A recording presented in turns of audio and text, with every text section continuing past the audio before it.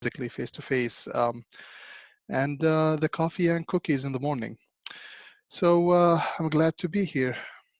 So today's topic will be on, or at least my session will be on code review.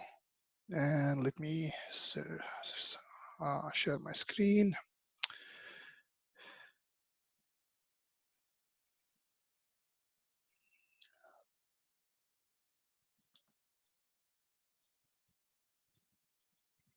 Do you see my screen? Yep. Yeah. So I guess that's the first hint for being a successful software engineer, having a busy desktop to give the illusion that you are doing something. Okay. How do we do? Okay. Code review. So we are gonna start by a question saying, does anyone know what code review is? Or let me reverse that. Does anyone not know what code review is? Okay, so I'm just gonna assume everyone at some point did either do a code review, send it to someone, or received it from someone. So what's new about it? Why are we talking about code review? Well, in reality, nothing new. I'm not going to be sharing any magical hints on how you're going to find all the issues with the code that you are reviewing, or recommend any tool that might, speed up your process by 10% or 20%. It's something that, again, everyone has done, probably most of us. If you are working in any project that have more than a couple of classes and more than a couple of hundreds of line of codes, and someone else beside yourself working on that project, most probably you have done this. So nothing new. So why are we going to talk about it today? If it's something we have been doing for a long time, hopefully, and maybe nothing really interesting in this topic. So I guess I'm bringing this up because the fact that we have been doing it for a long time doesn't mean that we really understand it. What I'm going to be proposing today is to look at it differently, try to understand if there is an issue with this practice. The way I'm going to be approaching it is by its definition. And maybe if anyone look it up, the technical definition of this might be, again, nothing in you. You are looking at someone reviewing the code, and the only maybe word that would catch my eyes would be the word feedback. But again, this is, I guess, just a starter for me to look more in depth into what a code review is. And when you start thinking about it, trying to understand it, try to analyze it, the first thing that comes to mind, this is criticism. It's a type of criticism. And as soon as you say criticism, that means, the first things that comes to mind, it's, just like any type of criticism, it's hard to give, hard to take, to keep constructive, to learn from it, especially if you are dealing with, with a human, which you are all the time dealing with a human when you are doing this code review. But then why is criticism hard? I mean, if you ask any student of psychology, probably they will be blaming whoever raised you, your parents. The idea here is when we were raised, there are a very high chance that your parents did not do this criticism the psychology major is recommending, the same way the psychology major is recommending.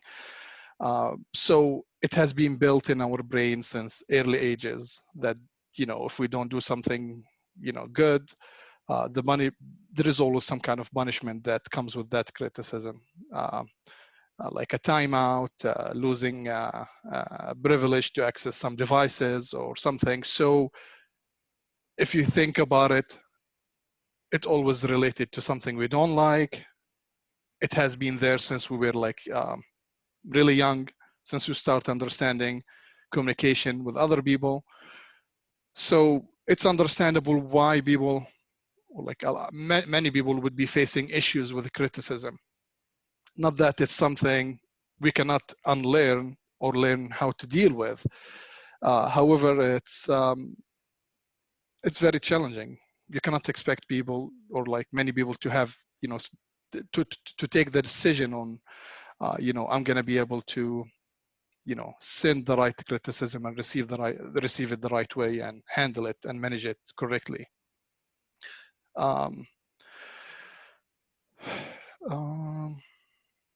So understanding now the issue, again, as like any psychology student would say, I mean, to solve the issue, you are to start solving any issue or any problem, is you need to recognize that there is an issue. You need to recognize the existence of that issue, and understanding that and believing that, you know, code review is just a form of criticism would be the first step to doing that. We are gonna move next to this question. If we can start the, Kevin, if can you push it from your side, the ball from your side? Yeah. So yeah, I'm just looking for some feedback from you guys to see. Again, I'm assuming most of you, if not everyone, has done some type of code review, and I'm looking to see what kind of communication channels did you, or do you most oftenly use when you do that?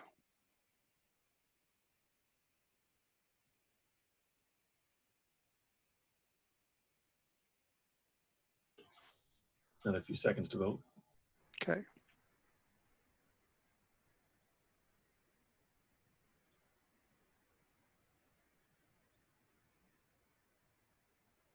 It's interesting. I see that most people, 65% through text, and that's expected.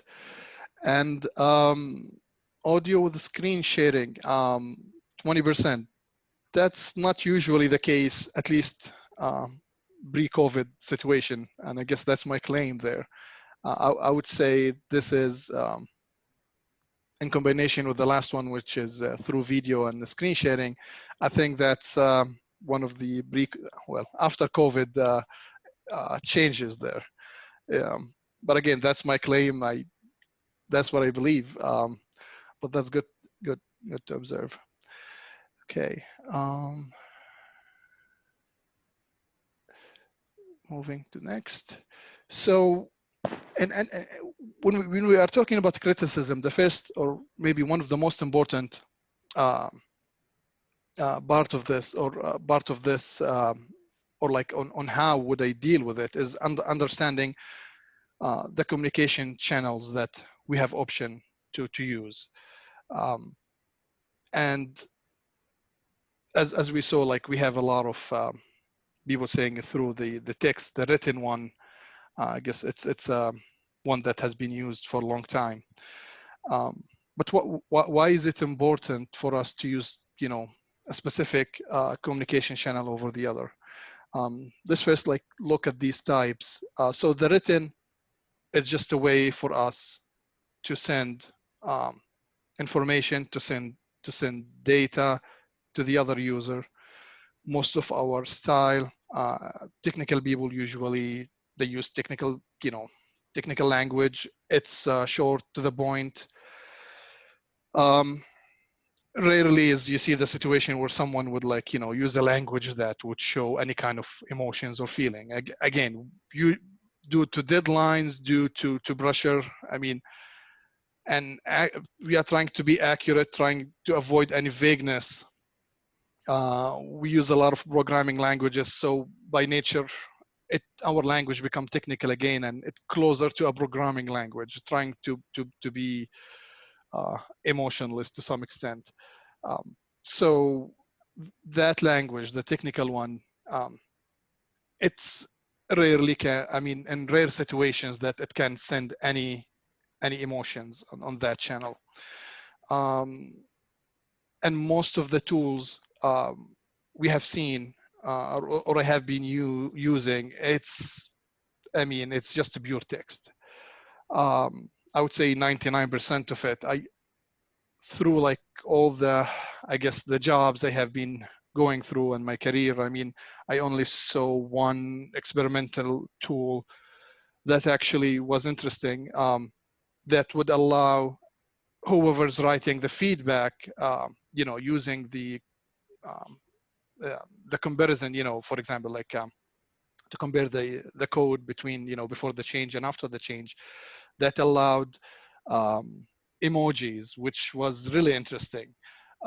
Because one of the criticism to this channel, which is the writing only, is if you look at it, it's always, you know, pure negative feedback. You don't, again, because of deadlines and the style of this language, you don't find people saying, my feedback point number one is, hey, you write this code really nicely. I like the logic you did. Yeah, I have not ever seen that. It's usually, you know, if there is something wrong with the code, I'm going to send you, hey, what you wrote here have this issue and that issue. So if you think about it, it's always, whenever you see some comments, the first impression, oh my God, I did something wrong. There is some negative thing there. Otherwise, this person would just say, okay, nothing there to write, would not write anything, or would just say, you know, a simple word saying, okay. So I guess playing with that experimental tool, it was really interesting. I mean, the ability to be able, you know, looking at code and just, you know, I mean, we don't want to spend a lot of time writing, you know, text and expressing our feelings, but, you know, just a thumb up, a heart, a smile on a code design, that was really powerful. Unfortunately, I mean, I still do not see any of these plugins in any of the major code review tools like Microsoft or IBM or whatever tool used to version your code. So it remains as I explained, you know, I mean, really limited way of communication. Now through audio, and as I said before, also now this is increasing after the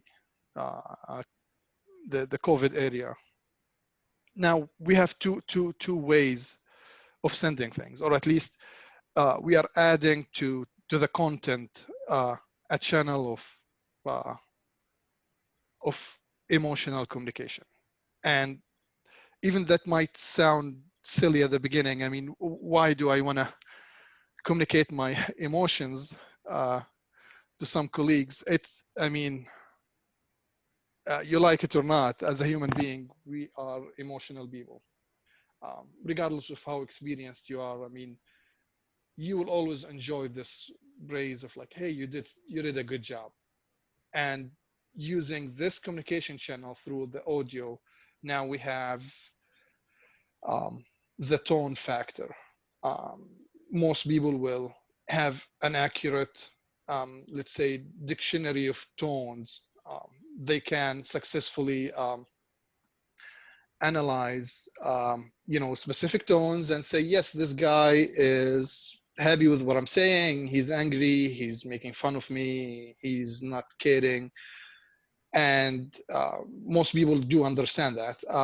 So being able to use that channel and send the right emotions, use the right tone in your voice, that is a new channel now you can, you know, use to appreciate the other person's work. The next one, or the next level in this, is the face expression, which can be accomplished through the video cam. Now, this is again another channel of emotions, expressions of the face. Again, most people have their own dictionaries of analyzing that. It's not as accurate probably as with the tone. So when you are using these face expressions, it depends. It depends on the receiver if they will understand it correctly or not. So it's less accurate than the tone, but again, it's another channel. So if you use it correctly, you would be able to connect on a second level too. And there is always the body expression where it's about hand movement, which might be challenging with webcams, and also like, the physical distance between you and the person in front of you. So there is a lot of messages being communicated through these different channels. There is a value in, opening such channels to allow such emotions to be communicated to the other person. It's really important to be able to build that trust, to show that, to remove any doubt, like, I'm criticizing your creativity or your solution because I don't like you, because hey, I'm challenging you because you're trying to take my job, or whatever the reason that might come to someone's mind. Like, why am I being asked to change this? I think mine is working just, my style is working just fine. So being able to use these channels correctly, being able to connect on these different channels, build such trust, is the side effect that you might get with the criticism. Also, now, this is probably, I mean, the way I described it's kind of theoretical, but it's not always possible to go and do face-to-face, or go for channels to, like, in which, for example, like you are doing the audio or the video. I mean, there is the tendency of these channels also to not be cheap. I mean, sometimes it's cheaper to just write the text and move to the next task. It's not always the right decision for me to take the most expensive bath and start communicating with video and trying to send all these messages. It's time consuming. It's going to take effort, again, if you want to do it right, if you care. So it doesn't come for free. So picking which channel you are going to be using, it will depend on the situation. It will depend on the receiver, what you know about this receiver, what kind of messages you are trying to send, what are the issues you are trying to discuss. Based on it, you'll come with the decision on what should you choose. So moving to this example, assuming that you are reviewing this for someone, and whatever the context this code is in, you might have different feedback, like on this code, which based on what you want to communicate, it might be basically it will help you to choose which channel you want to use. So I mean, quickly looking at this, probably a lot of people say, I'm going to ask the person to maybe have a more meaningful name for the variables. I don't like variables that has the K and M. I mean, it doesn't make any sense. Eventually, if this code grows, we are not going to know what M means. So that's not a good practice. So if that's my comment, or like maybe we are like, what's the 43? What does it mean? It's just a magical number. Maybe we need a different way of presenting that. If these are the comments, I want to share, I feel they are straightforward. If I have the right person that, I know I don't have any challenges with this person. There is nothing unique about this person relationship, the relationship between me and him or her. I would choose the cheapest communication channel. I would communicate this through text. hey, I would recommend, changing, using more meaningful variable names. However, if I'm going to go into the discussion of, hey, I don't think, I mean, because you can use this nested while loop and it's legal and the code compiles, I don't believe it's going to be the right choice here. I see it's really complex. If there is a bug in it, it's going to take us forever to figure out where did it break and all this nesting. Probably I'm going to choose something that I can connect some emotions in it, either like through tone or face expression. Um, Especially when I know there can be some opinion-based discussions on this, where like, hey, it's working fine. I don't think it's complex. I mean, this can get ugly easily, and saying, yeah, you just don't understand my code. I think this is the most compressed way of doing it.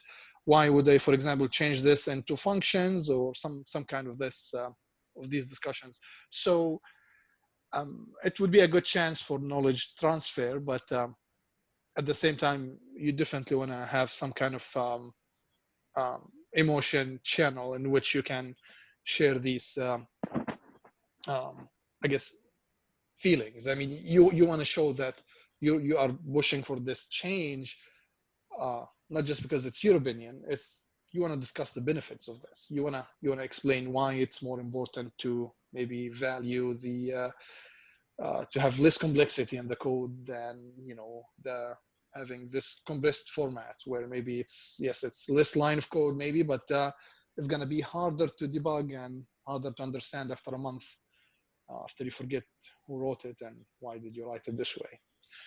So this is one example of why, I mean, it's not, depending on what you want to discuss and to whom you are discussing it with, it might change the channel you're picking. Knowing the person you are talking to, is he someone new? Is it is there any maybe challenges and like for that person to take you as a guide? I mean, is, for example, I mean, it would be easier to talk to someone who's just joined. I mean, there is this expectations in society that, yeah, I'm a new person in this organization, so it's okay for me to learn from someone. Where it might be challenging if, for example, you are the new person and you are talking to someone who has been in the company for like 10 years. I mean, you want to change definitely it's not going to work with the text, because you want to connect again emotionally with the different channels to show your concern there. So yeah. So the recommendation for dealing with the criticism is picking the suitable communication channel for the issue based on what type of issue you have and what's the relationship you have with the receiver, and focusing on building the knowledge over winning the arguments. Remember, there are a lot of times that sometimes it's not worth bringing things up if its impact can be minimal, if it will result in a lot of discussions. If it's based on opinion, I think you should do it this way versus that way, and the gain is saving one line of space. Now it's going to be faster for me to read. Yes, technically, I mean, yeah, one less line, maybe having 2 extra spaces, maybe it's not, that's saving a space. Maybe it's going to make it faster, but by how much? I mean, the impact is minimal. Is it worth it to start a discussion on this? Is it worth it to send it? So such decision, you need to evaluate. So yeah, that's for the criticism part of the code review. Now about culture differences. That might sound weird. I mean, what does a culture has to do with a code review? Well, remember, I mean, as soon as you recognize code review as a way of communication, type of criticism, that means you need to understand the person that you are communicating with. So cultural differences definitely it's something you need to consider, and it will have an impact on that communication. Uh, customs, different customs have different expectations. Nowadays with most organizations outsourcing to different countries, um, in places where it's different traditions, different languages, different holidays, a lot of differences that can result in miscommunication. Um, um, so, for example, I guess it depends on your experiences, but in some places where they like to be direct to the point. For example, if you make a channel of communication which you are involved in audio or video, some places they don't like to waste time. They just talk to the topic and finish this quickly. In other cultures, and maybe I'll bring my background here, the Middle East. It's considered rude if you don't spend 5 minutes just chit-chatting on useless stuff that has nothing to do with the topic you are going to bring on. This might sound weird, but that's the culture there. They do respect this. Before we talk about business, I want you to ask how am I doing, how's my parents are doing, what did I eat today?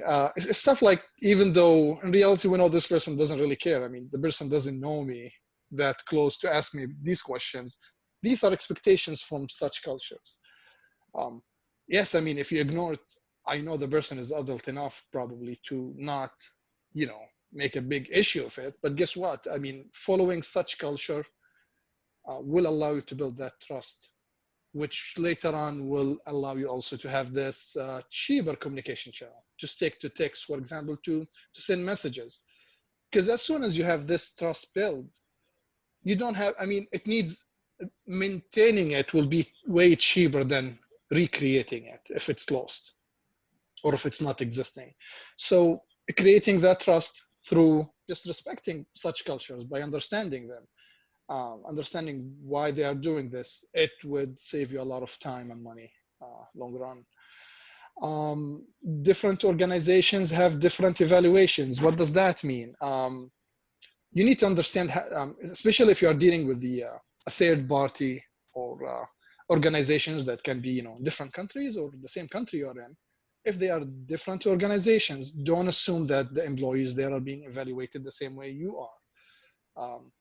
You might be in an organization where it's all about quality, and at the end of the day, I don't mind shipping the product if there is an issue in it, where in some other places, due to the nature of the products they are dealing with, it's okay to just, we need to keep the deadline, ship it even if it have an issue, we are going to fix it later on.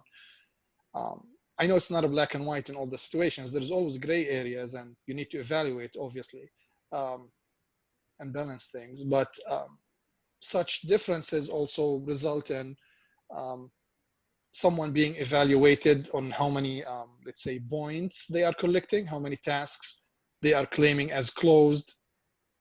Did they finish this expected amount of points? Then yes, this is a high performing staff. He's doing a good job. Otherwise, he's not. Or is it more, the quality of the product? For example, we have less bugs. That mean he did a good job, even though we missed maybe the deadline by a couple of days. Understanding these things does help a lot. And from experience, I guess, when I was first exposed to this, one of the challenges was dealing with this partner from a different organization. I didn't know that it's all about collecting points. Now, is that a good thing or a bad thing? I don't know. But this culture was where, the more points you finish, that means you are doing a good job. That consciously or unconsciously pushed that person to not being as cooperative on things that doesn't have point evaluated on it, like code review, for example. He didn't want to if I'm sending 4 comments and there is a way to only do one of them and the other ones are optional, or he can, that person can fight them back, he would or she would, because again, he doesn't want to spend a lot of time there. Not that anyone want to, but the way that it was approached, like, hey, I'm not being evaluated in this. I don't want to spend a lot of time there. So understanding, again, where this person is coming from, what kind of culture they have in that organization is very important to know what kind of behavior to expect and, react based on it. Also, different concerns, different quality. This is even if you are in the same organization. Probably top management would like to think, our organization have a nice culture. The thing is, it's not always just one culture. Even in one individual organization, you can have subcultures. In this case, or this example, if you are dealing with someone who's coming from a development team, let's say, where their concern is developing products for the end user, the customer, where it's being where things are being shipped, versus someone whose concern is developing tests, where what they are trying to catch is the bugs, and they have different concerns. So these different cultures, also, if you don't understand them, you might end up in situations where you are just arguing and wasting time. Someone who's coming from a development side of your organization might be interested more in making the architecture more future-proof. You'll start using a lot of abstraction, making maybe things service-oriented, making things into smaller pieces, so we can maybe maintain the code in a better way in the future, allowing it to grow. But maybe these things is not exactly the main concerns for you if you are doing the tests. Maybe for tests, it make more sense for me to flatten things up, to be able to find where the issue that failed quicker, knowing, even though I have maybe more line of codes, but it's going to take me 10 seconds to look at a specific line of code and know, oh, it's that click on my app that failed. Now I know what's going on. Then trying to to trace it and see, like, oh, this is an action listener listening to some other class doing some event, and did that event happen? Let me look through the code. In that case, it just doesn't make sense. So knowing the we might call them like subcultures or mini cultures or whatever you want to call them, for specific organization, for the person that you are dealing with, also help to know why this person is. Maybe you cannot just decide, hey, let's flatten the code here and remove this abstraction. It's not worth it. If you send that to someone who's coming from the development culture, you might find this pushbacks. Hey, I'm a software engineer. I want to do it the right way. And that means you're going to go back and forth just arguing. So again, yeah, understanding these cultures and the differences and challenges there will make your life easier. So the recommendation here, know your receiver's background, know their main concerns, their fears, what they would like to achieve, why they are doing what they are doing. Understanding these things, again, it's going to help in building that trust. Knowing where they are coming from, all of that would allow this communication to go easier and smoother and be more effective. Expert blindness.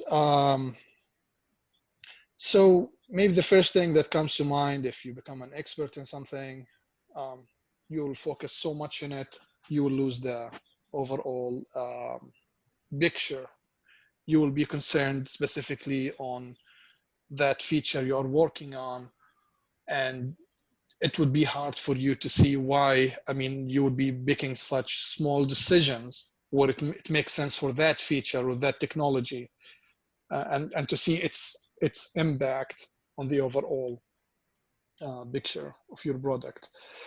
One interesting experiment that done by Honda on this, where they got the group of experts, in this case, they're salesmen, mixed with non-experts, the shoppers, and they showed them an ad for the car. It was on the Civic, I think. And in that experiment, they were monitoring the vital signs, tracking their eyes, and seeing, where they pay attention to which part of the ad, and where the experts, all what they care about, since they are in sales, they could see from their actions and interactions, I guess, with the ad, is it was only for the finances options, prices, what kind of options they can give to the customer. That's the only part of the ad where they notice, oh, the heartbeat is like increasing, the sweat level is increasing. Their eye is focusing on that portion of the screen where the numbers are showing. They are taking notes. Where they noticed that the non-experts, in this case the shoppers, they were engaged and interested in the entire ad from the beginning to the end, including when the ad is talking about the features of the car, the speed, colors, all these available things. So from that experiment, again, being focusing on something related to your area, and being like really trying to enhance that area, can result in you losing sight of the bigger picture. Because again, even though you are interested in the prices, guess what? That non-expert who have this interest in the features, you are losing that side. You might lose the sale in that case, because that person would like to have some information about what's new, what kind of new features, what colors are available there. So you might still want to know about them. So this is this type of blindness. I guess we want to be careful of. Love at first sight. What does that mean? I guess I can take myself here as an example. There is this say, and with software developers or like software engineers, usually they say your favorite language is the first or second language you learned at school. Usually this becomes the one that you invest more time learning to become an expert in it. And I don't know if that's true or not, but I guess in my case it is. And again, in my case it's Java. So I learned it. I start learning its internals, and I would like to call myself as an advanced user of it, learning things maybe a normal user would not care about, how the VM is working and how the memory is being handled by the VM, stuff that you don't have to know about if you are using the language. So this become something I love. Eventually this is started to impact my own decisions when I'm involved in teams where we need to create tools to create products from scratch, and the language of development is not decided. People would start noticing, hey, I'm pushing Java on them, even though most of the team members in such project, let's say they are expert in C#, for example, or C++. Why am I pushing Java? And obviously I'm going to be saying, it's Java, you develop it once, it's going to run everywhere. That's like the only selling point. I keep pushing, but is that the truth? That's the thing. A basic argument like, hey, our operating system we are using is just Windows. We will never use Linux or Mac for this tool. Why do I want to invest in it? So the thing is, again, it's you, but like people would give you two options, this feature, this technology or that technology, but because you have this love for that technology, you are going to ignore the other technology. That's the idea of love at first sight. That doesn't mean, the other technology is the wrong technology. And the idea is just like normal human relationship. I mean, you're loving your partner, husband, wife. That doesn't make them perfect. You love them anyway. This is okay in a human relationship. It's not I think it's not the good decision with technologies and, whatever technical stuff you are becoming expert in. Falling in love with something, and being interested in it is something, but falling in love to like see the imperfection in it, to see the flaws in that technology and ignore it and just picking it all the time because you're loving that technology. It's not the right way to go. Also, this comes as the brand loyalty stuff. Sometimes, it might not be love, but you are used to something. You just like when you pick a specific brand, you use it. Eventually, you are not trying to actually even pick another brand.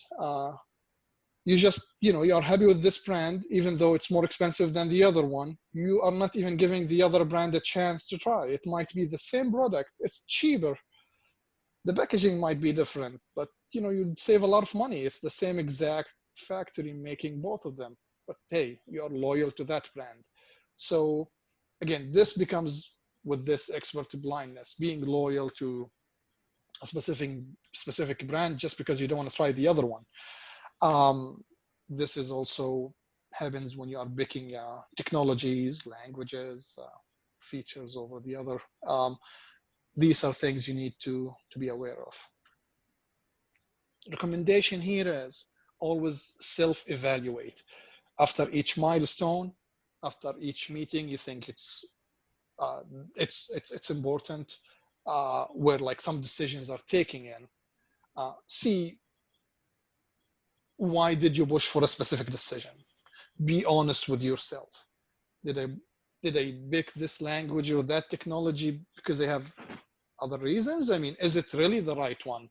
When I ask for Java, the project is gonna finish in 2 weeks. But if I ask for C#, where my team members are more experienced with, is gonna finish in 1 week. It's becoming more expensive. Is it really because I want to run this app on Mac? Is it why I took that decision there? Self-evaluating will help you to at least, if you are honest with yourself, to prevent this from happening again. Being honest with something, even if you want to throw your opinion there, just tell people, I like this language, so I have my biases there. Also, allow yourself to be out of the comfort zone. Learning new things. Become an explorer there as well. I mean, committing to deadlines with technologies that you did not use before can be scary. So yes, some people would add some buffer and stuff like this. Nonetheless, we don't know what we don't know. I don't know how hard this language or this technology is going to be, what kind of challenges it's going to introduce to my project. But someone, or like we agreed on using it because of, our evaluation decided this is really the best suitable thing for our project. Allow yourself to learn something new. Become the student again. If you are an expert, if you stay an expert and not allowing yourself to get out of that zone,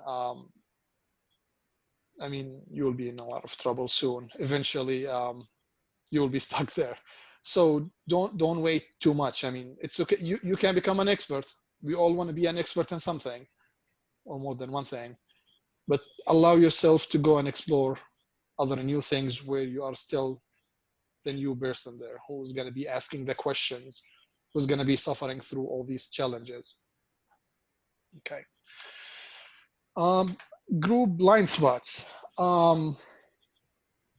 It has several types there. In group biases, it's probably something maybe you have seen in the political world, where when you become part of a group, this thought of it's us versus them. This is a destructive idea. Unfortunately, you like it or not, it eventually comes in. I mean, building groups like persistent groups, try and make these groups effective. You want these people to have this trust. Trust doesn't come in one day by saying, hi, how are you? And that's it, you build the trust. It needs time. And when the team members have this trust, that team eventually become more productive. There is a lot of advantages on the concept of persistent teams. on a human relationship is going to be, it grows in such environments. However, some of these disadvantages, because there is nothing perfect in life, is the biases that probably this group, they become so like harmonized together, they think the same way. These biases, us versus them, can be destructive. Uh, Taking decisions because, hey, we just think about our group, what's the best for the feature we are working on, versus what might be more beneficial for more team members. We like this, so we are going to push for it. It's, again, us versus them. There is the bandwagon effect, hive mind mentality, and the going with the flow, especially if you are like joining a team and you are the newest member of it. It's an expected behavior that you would be following whatever the team is doing. You wanna belong, right? So whatever they are doing, regardless if you are convinced with it or not, at least at the beginning, there is always that expectations you are gonna follow, and most people does that. They want a part of the team after all. They want to be part of it. So this mentality, again, the advantages of creating the team, we just mentioned, it's really, I mean, there is a lot of advantages, but again, having a team in which they are becoming one person, they are thinking the same way, that means they are looking at things from the same angle. They are producing, they are more productive, but you are losing on other areas. You might be, losing on quality. I mean, some stuff they would fail to see because they are all using the same glasses. There is disadvantages there. So this is again something you need to watch for. Recommendation there. Try to change us versus them to us versus the world. I know that sounds cheesy. I mean, it seems like a song or something. It's the reality is there is always, I mean, our brains always need some kind of them to make us feel challenged. We need the challenge. Without the challenge, there isn't a lot of, I guess, there will not be a lot of desires to do better. So having a challenge is important to keep your, I guess it's important to everyone to keep your teams challenged. However, you want to change it from us versus them in the same organization to the world, I mean, to the competitors outside. At the end of the day, your client considered you one, whether you are like, Microsoft, you are IBM, whatever the company you are in, people treat you as one. They say, if this product is bad, I mean, they're going to say IBM did something wrong there. Microsoft did something wrong. They're not going to say John or Muhammad did a bad job, but everyone else doing a great job. They are going to look at you as one. So you might as well build that culture. We are one. The world is basically your competitors. You are whoever you want to compete with. Well, make that organization as an entity your competitor, trying to compete with them. And yeah, these are the recommendation there.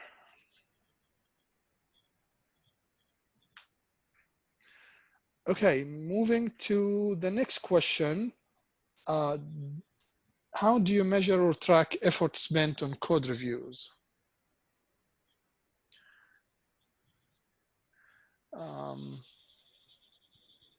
Kevin, if you can push the question from your end.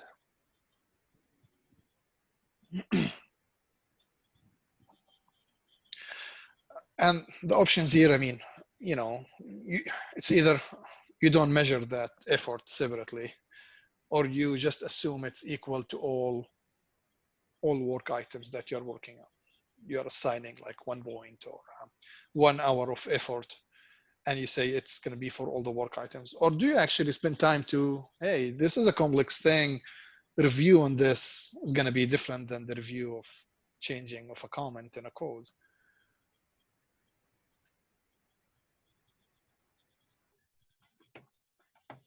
Another couple seconds.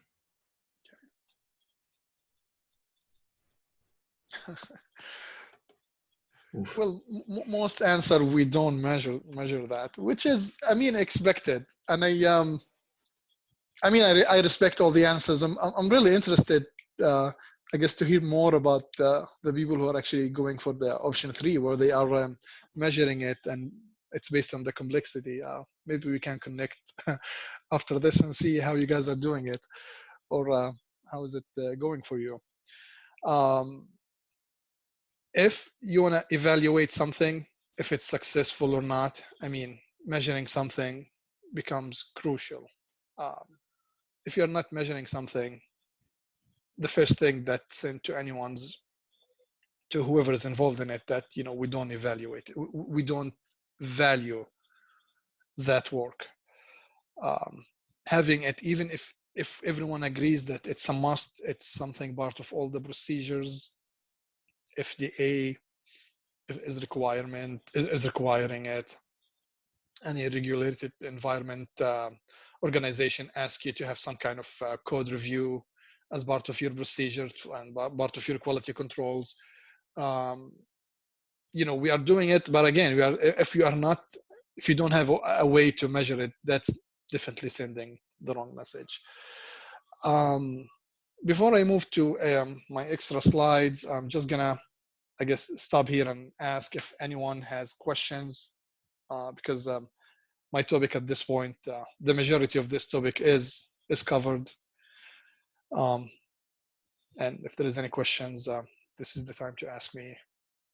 Otherwise, I can just bring a couple of extra things to the presentation.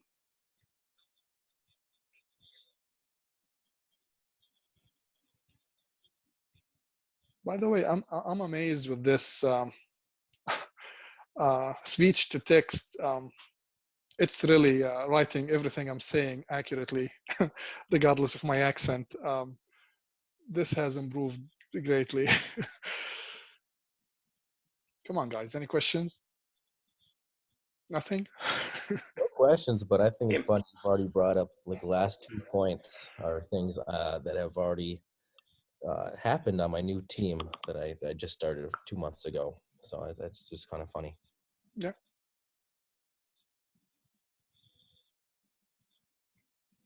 Okay, I guess I'll just have the extra slides. Simplicity, again, it's recommendation for anything you do. Simpler messages, that mean less to talk about, I guess, less to argue. And the more basic the things, the easier to communicate. What does that mean for the code review? If you make your tasks smaller, that means there is less things to review. That means there is less mistakes to talk about. It becomes easier. So when you are creating work items on whatever system you are using, do not create big, huge code changes in one change set, hundreds of lines of code, and send it for review.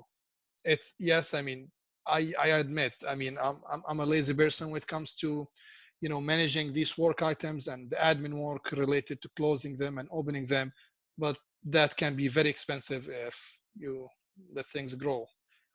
It's going to take more time to review things. It's going to have more challenges, more arguments. So stick to smaller size work, smaller chunks, and that does help a lot. Respect the tech culture. And this is a little bit maybe technical here, but even though in my situation where, like, again, I'm coming from a Java world, and I figure out, hey, I'm okay, I'm gonna let people choose the C# because that makes sense for my project. I found myself pushing some, like, guidelines from the Java to C#, even though the two languages, like, they have a lot of syntax, similar syntax. However, that doesn't mean they are the same culture. You want to respect the culture for each language. Don't push your agenda of, I guess, specific technology on the other. That's not going to be not going to be a good practice. And after you leave that project, people will be criticizing you. Think about it as a symphony. I mean, if it's in that world, just follow the symphony of that world. don't push something else on it. Reviewers are not your enemies. Now, we talked a lot about the sender of the reviewer. Now, the recommendation for the receiver is the chances of the person sending you the comment, saying something bad or not being accurate or being aggressive in the way he's sending you that message, the chances that he's doing or he or she doing it because they hate you, they are very low. I'm not saying it's impossible, but it's very low. So I know it's a human nature. Maybe the first thing that comes to your mind, like, oh my God, this person is sending me this. He must hate me. I'm like, I don't like this person. I don't like dealing with this person. Try to control that. Have this good assumption, like he's doing it for the technical side of things. He doesn't, I mean, maybe he doesn't have the skills to send the message the right way to connect emotionally and build that trust. But again, don't expect every sender to be perfect. So be the wiser person and don't allow yourself to overthink it. And these are just the last 3 recommendations I have. And if there is no more questions, we can take a break, then move to the next session. Thank you.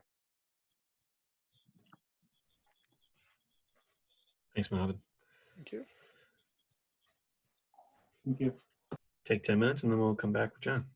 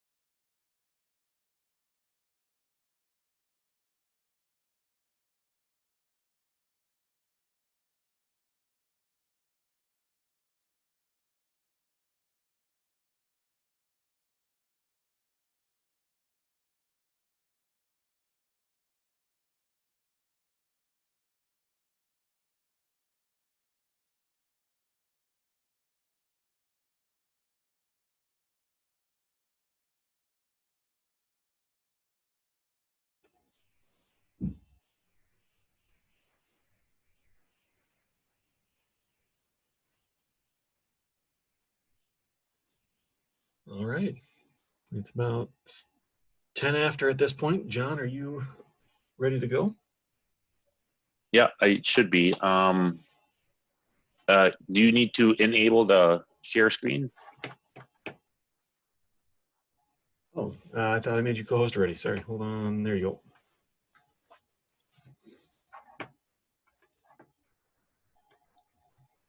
Let's see.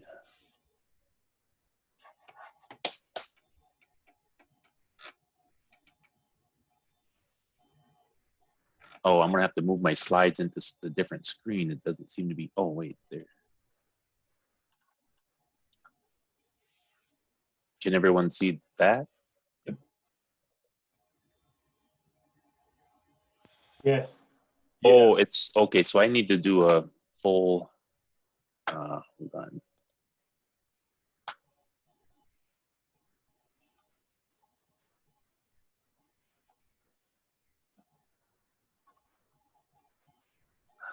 How does? You want to share the other screen. So unshare your screen and share the second one that shows the slides.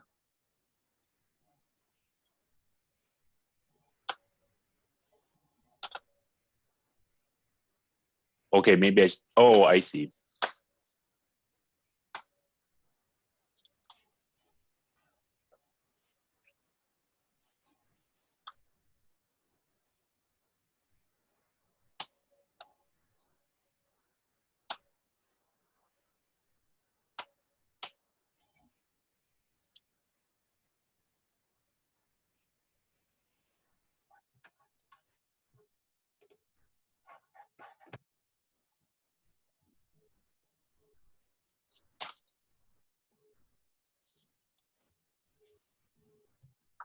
Is it sharing the correct screen now?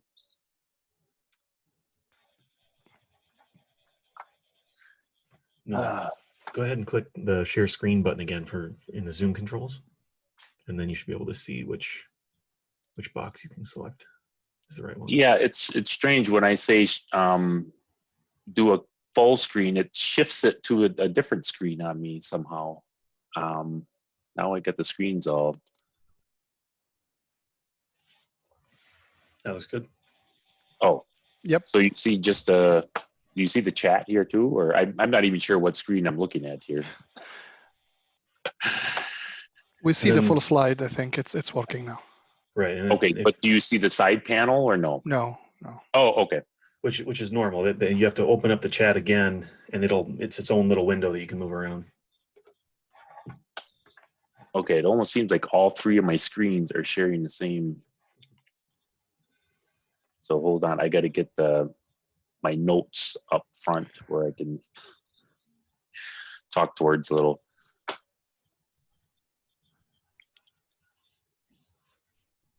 Okay, so now I got to figure out the video part again. Sorry, I don't get on these that often. Video. Okay, so does that look right? Yep.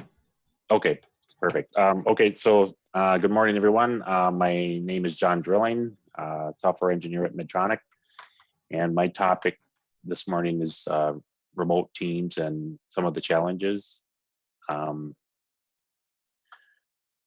Here's a layout of my slides as a quick background on myself, some of the remote advantages, and discussing all of the pros, I guess, of. Are you advancing your slides, John?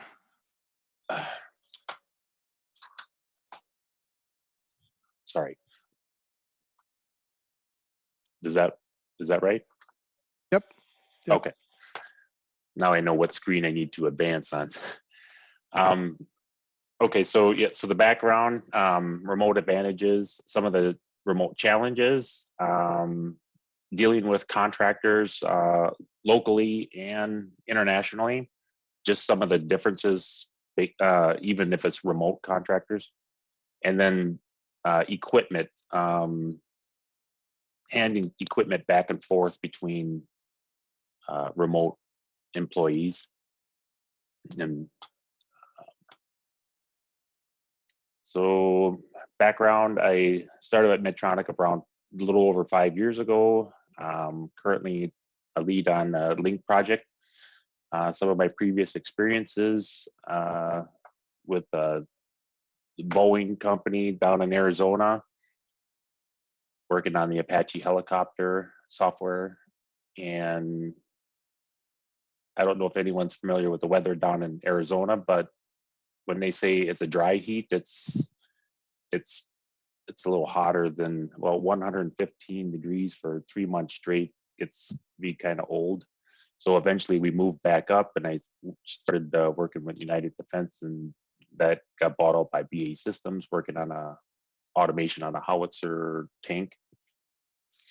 And then after my master's program, I went contract and started with Boston Scientific, and I was there for 6+ years, eventually full-time, and then moved to Smiths Medical until that company moved further into Minnesota to Plymouth, and then now currently at Medtronic. So educationally, I received my applied math degree from University of Wisconsin-Stout, and master's degree at St. Thomas back in '06. Some of my most recent experience was basically with the research of the Link project, which is what we're pushing onto the real Link device now. And I grew up on a farm, still farm 20 acres back in my hometown area, which is about another hour east where I live now in Wisconsin.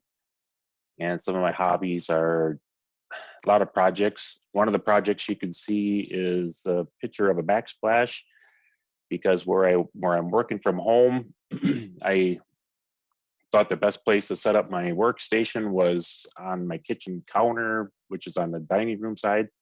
So I was facing my kitchen every day, and I got so tired of looking at what I had for a backsplash, I decided to demo that out and replace it and make it a little bit more comfortable viewing, I guess, at home.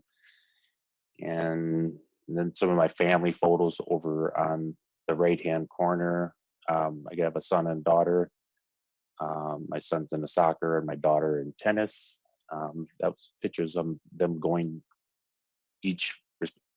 My daughter went to state for tennis, and my son went to state. This is about 2 years ago, so they're fun to watch in sports. But so I guess this starts off with a poll for Kevin to send out. How productive you think you are in a remote environment overall versus being in the office?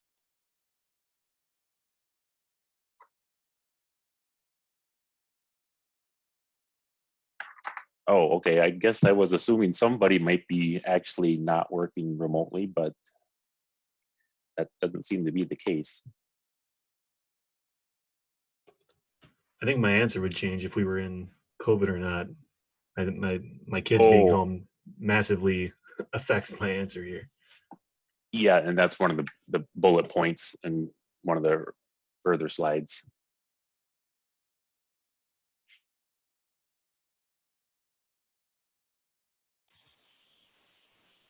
It's almost a 3-way split. Oh, wow.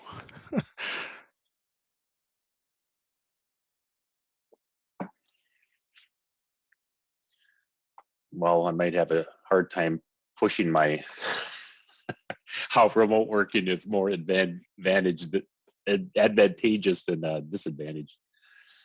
I do have another polling question on the next slide. I'm assuming this poll is complete. I don't know what the number of voters are.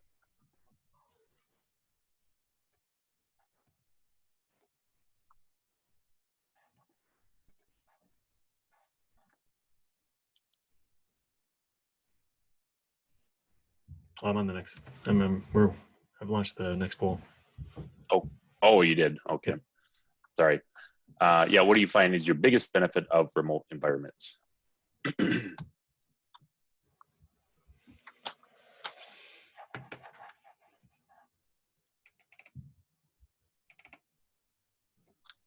This one also seems like answers could change if we weren't in COVID. That's right. Yeah, that's a good point. Couple more seconds. I see there's two people that say there's an increase in time with family as an advantage. So that's interesting.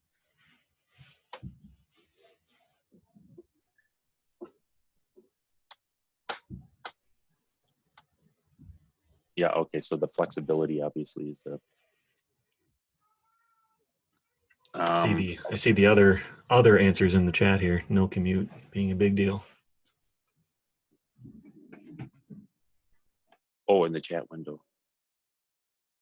Yeah, and that's one of the bullet points that I have here as well. Enjoying.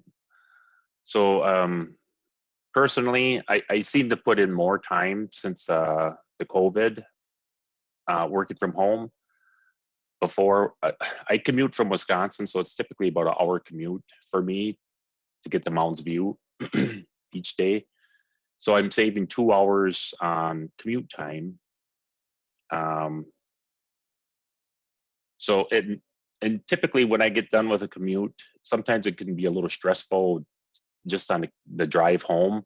Everyone wants to get home, and you get home, you bring your computer home, and the last thing I really feel like doing is plugging that in and hopping back on and, maybe reviewing someone's work and now working from home, I seem to put, maybe I'm used to a 10-hour plus day based on the fact that of the commute time as well. I find myself working a lot longer through the day. So in the commute time, so I was probably doing 2.5 fill-ups on gas per week. So just the money saved on commute time is a big savings for myself. And I actually feel better working all day. I'm sure everyone has encountered somebody that's weaving through traffic or causing road rage, and at some point, I don't know, it was almost daily or weekly, someone was doing a hand gesture to me, and I don't know what this person, and it would just put you in a bad mood all day at work, wondering what happened that day. And I finally decided I'm not going to look at my rear view mirror anymore, and I'm not going to look at anyone I pass, because it's always something that just doesn't sit right with me. And so I really don't miss the commute at all. And the money I'm saving on lunch, a lot of times I would bring in breakfast at least, but lunchtime they had a cafeteria conveniently at work. And so I'm saving money there. I mean, it depends on what you want to have for lunch, of course, at home. But, if I'm just making a quick sandwich, that's not much cost at all. And then at working from home, the flexibility, as everyone's pointing out in the poll, if I have to pay my water bill, I can conveniently leave the house in 10 minutes since I live in town to go and run that quick errand. Whereas, typically you're just mailing everything out, or you're doing a quick online auto pay. But I'm not a big fan of auto pay, because I like to know where everything is going each day, or at least track it more clear. And I actually like the family time. I can ask my son during lunch on how his classes are going, because right now Wisconsin still has kids going to school. I think Minnesota's kind of canceled that, if I heard correctly. So he still has to go to school, and he's in football. They kind of almost kept everything going, and there's been maybe a half a dozen cases in the school he attends. So it hasn't been a huge impact. And okay, so when a company is more open to remote, yeah. So there was a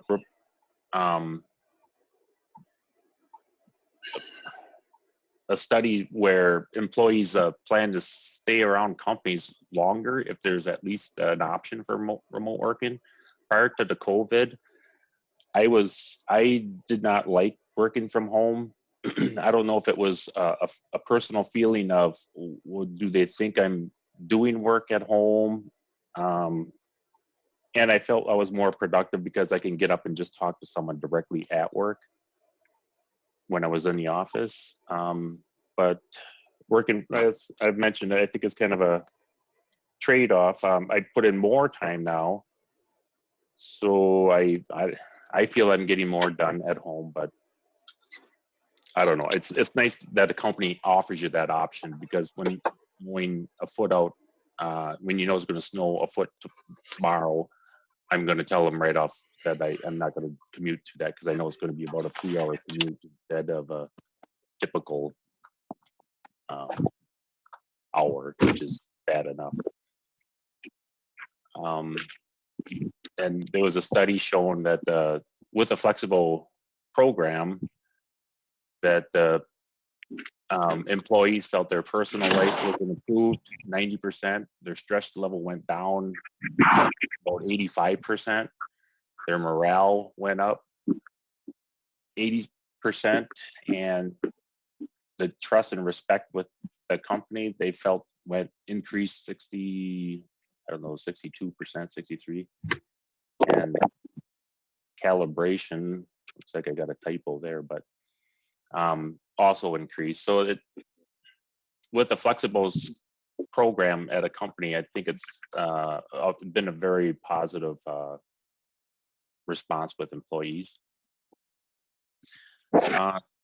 Some of the challenges at work. It's hard to get used to. Just trying to figure out where to actually set up the office space was a challenge I had. And I've talked to other coworkers, and they would say they would bounce from a desk to a couch to their bed and wherever felt comfortable at the time. And I don't know if I could. I don't like my laptop so much because of the size of the screen. I have 3 external monitors on my counter here, so I can get more things complete, I think, with that. Working from home, the increase in messaging seems obvious, and in person you can feel what the person's trying to convey a lot easier than within a text message or a Microsoft Teams. Or so sometimes it ends up just being well, let me just call so that we can kind of get through this a little quicker. But I do wish I had my office chair at home. The comfort of what I'm sitting on, this counter chair, I actually have to put 2 pillows down on top of it, so it's actually somewhat comfortable, and my back doesn't kind of give out. And there's a level of loneliness when you're at home, especially if you don't have family running around. I know a coworker who would call in. She would call. You would hear from her 3 times a day, and she was calling everyone else in the team because she just couldn't stand the isolation of being at home. And our scrums, which were scheduled for 15 minutes, typically went at the early part of COVID, usually went an hour. And and no one had a problem with that because, well, everyone was trying to get used to working from home. And if someone's discussing what they were working on, a lot of people wanted to inject, and it ended up being almost a typical meeting where how everyone wanted to talk about. I don't know. It just made it. It's almost like things were trying to get solved during the meeting when that probably should have been offline. But like I say, at the beginning of COVID, it seemed like a good way to handle it.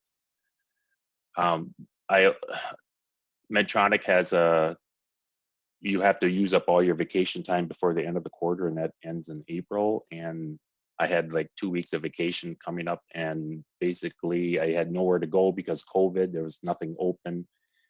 So it was vacation, stay home, and I just got online and worked anyways. So that's kind of a challenge, or a disadvantage, I think. Well, at least in the beginning of the COVID, things are opening up, but it seems like that's getting a lot worse again. So I don't know what's going to happen. But Oh, and here's a screenshot of some of the challenges. So this is a screenshot from someone over at Czech Republic, one of the contractors who works for Medtronic, and we were having a discussion on our test environment that something wasn't working correctly on a coworker's station, and so we had a live Teams meeting, and she's discussing. I was like, well, yeah, as you can see here in the output, that I'm getting this failure at this point, and the caller online was trying to convey to her, it's like, well, it's still a little fuzzy right now. I really can't see your output, and there's three of us online locally, and like, well, it's right there on line such and such, and he's like, okay, let me just send what I'm seeing. Is like, and so we had no idea that his reception was so slow that so I mean, working remotely, you have to kind of in some ways to handle this, we would send some photo shots prior to the phone call to kind of spell out where the problem is, so that at least they could reference that as a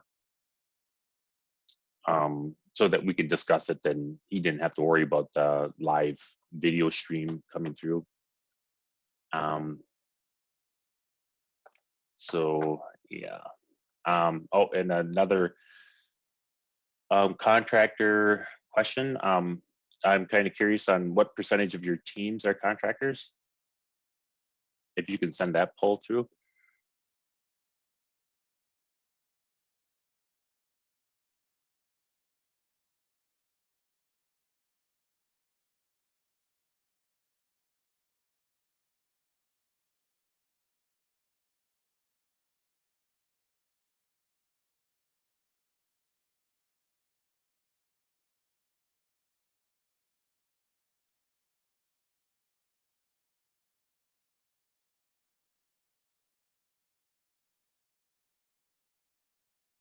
Well, I'm really surprised about the one entry for the greater than 75% contractors. That's a lot of contractors at unless it's a pretty small company, but I wasn't It's a expecting. newer team on, so I think in the next few months, a lot of the team will be converted.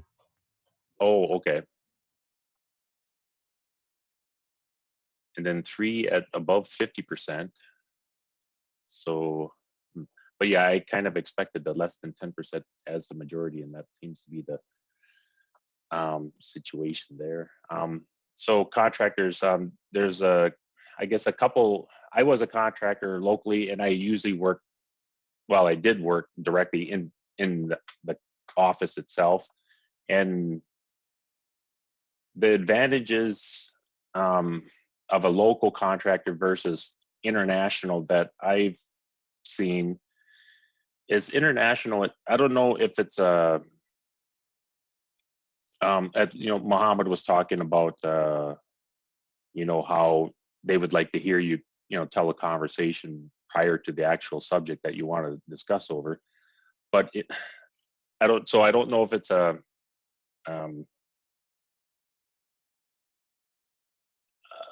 what's the word, well, the information flow just doesn't seem to be as readily available when it comes to international contracting. I don't know if it's a way to retain as much valuable information as possible, and they kind of use that as a, well, only we know this domain piece of the environment, or I just have a harder time getting information out of an international contractor as I do as a local contractor. The I don't know if that's I guess I don't understand that. And I was talking to a coworker who brought this up to me to add this as a slide because they felt the same, or they felt that way. And I said, well, I guess I kind of thought that inside, but I thought, well, maybe it's just me, but I don't know. I don't know if anyone else has experiences with international contractors versus local, if they feel there's a difference. But I guess I've kind of noticed that personally, that it's just harder to get information. And of course, a lot of it is you're not on the phone with them if they're a 12-hour shift outside of your own. So it's just hard to get the communications. Like Muhammad was talking about reviewing code, and there was a lot of times the first when I worked at Boston Scientific, first working with international offshore teams, they would send something to review, you would review it, send it out. It would be a day or two later, they would say, I covered all your review comments, and you would respond back and say, well, you covered one of them. And then it would get sent back, and then eventually it's like, okay, this isn't working as well as I was hoping. So you kind of make the time. It's like, okay, we need to discuss this over the phone because I don't know if I'm not clear on my comments or what. But so I found that it's so much better instead of a back and forth, almost like an email back and forth type of review, to just somehow you need to contact them directly. And I think maybe that's why the local is, I mean, the worst case you're going to get is a 3-hour difference locally in the States. But anyway, it's just an observation, I guess, on what I've seen. Equipment, inventory tracking. So we have almost 2 levels of inventory tracking with Medtronic. So we have equipment ordered in, and they're tracked at one level of all of the hardware that comes in, and then it gets dispersed to groups and teams such as our own. And we just sent out some inventory hardware out to Certicon out in Czech Republic, and there's so much paperwork on getting that stuff shipped out. Otherwise, the stuff just well, I mean, to build a batching station, it takes racks of you need your hybrid devices. You might need a heart simulator, and so all the paperwork has to point out. I don't have that in this slide here, but they want to know what kind of material is this product, what's its function, where is it used on the device, what does it do to the device. All these questions have to be answered when shipping overseas, internationally. Some of the teams,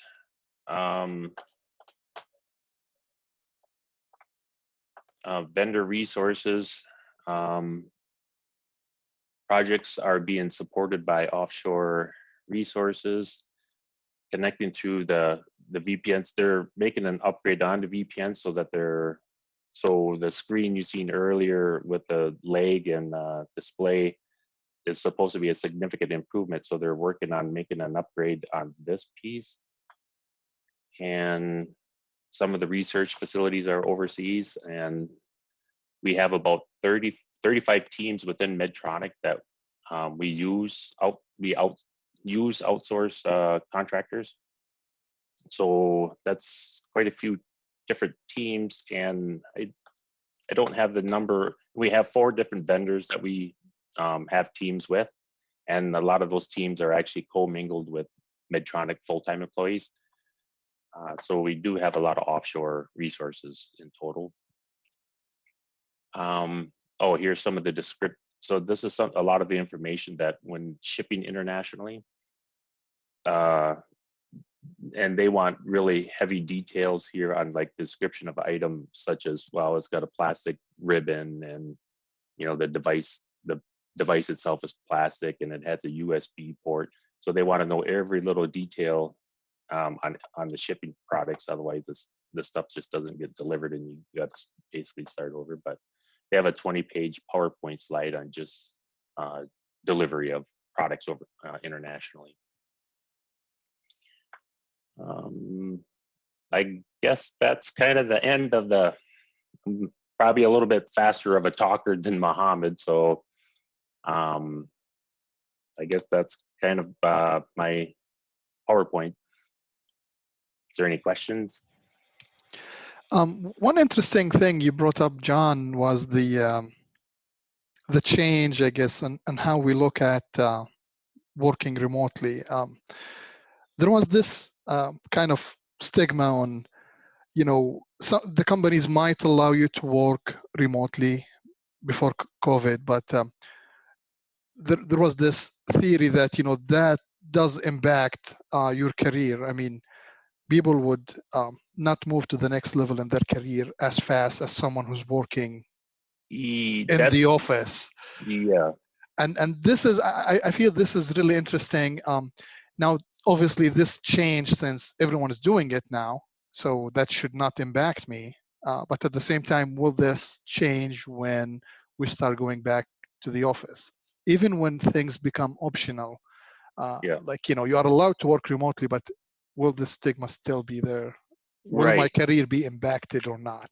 right. That's something we'll wait and see. I noticed that actually with an employee, I always wondered, I wonder why he isn't at this level of with the company, because he's been there, I don't know what, 20 some years, and he's just really bright on in any discussion. And as soon as it seems the COVID started, he got a promotion. And I'm like, okay, so was that just coincidence, or was it they didn't have that as an argument any longer? So yeah, it's funny you bring that up, and I always often for some reason wondered about what happened there. But yeah, you're right. I think there is a stigma about people that work from home. But, I'm curious, you mentioned that your, I think it was the stand-ups or something, were starting to last like an hour in the beginning. Yep. I'm wondering if that continued, and if you, if part of that is experiencing like a lot of people like starting off meetings with just like catching up like out of work stuff, because that's kind of how ours goes. It's like there's no commute, there's no like morning like coffee chat or anything, and so like a lot of our meetings, they can easily extend to this kind of just people communicating, yeah. like normally. In that project I was on just as the COVID started, it did turn into that. And there was a lot of oh, I did this yesterday, or there was a storm at my cabin, I've been cutting trees all day, so you're getting all these personal life stories, which is it actually just kind of puts you in a good mood, because there's a lot of things you're laughing about, and like the story about the trees falling down. I think they have like 10 or 20 acres up at a cabin north of Turtle Lake in Wisconsin, and she's from Minnesota. And she said she was so mad, she was out there, she went to kick this bush, and she didn't realize there was a stump behind the bush, and she broke her toe kicking the stump. And you're trying not to laugh, and you're saying, oh my God, so sorry or whatever. But then she's laughing about it. But so after that project, they brought in scrum masters for all of our scrums now. So they're really strict on it. It's basically 15 minutes is all you have. So if you want to do your coffee catch up talk, I'm on probably, I would guess on average 6 either MS Team meetings or WebExes, but at least 6 a day. And Thursday, I had one just between two of us. We're just trying to debug a problem that we have with our test environment that probably went about 3 hours. And I said, you know what, I'll just come over to your place, because we couldn't figure it out. And we figured something was wrong with our setup. It was either something with the iPad or something with the MacBook. And I said, I'll just bring both over. We'll plug in one device at a time to try to troubleshoot which one is the problem. And we figured it out. And getting into the car now just seems like a hassle. It was like, oh my God, I got to go drive 37 minutes to go, and basically kind of go into the office. Whereas before, an hour commute was never a problem. But yeah, for some reason, I just dread the long commute now. So I might get kind of spoiled on this COVID piece, but I think it wouldn't be too hard to get back into the groove of things if I had to go back into the work office.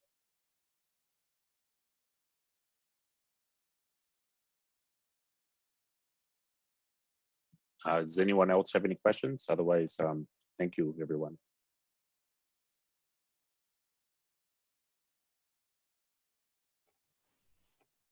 Thank you. Well, let's take a 15-minute kind of bio break, and we'll come back at 10 o'clock, and we'll get started with the next speaker.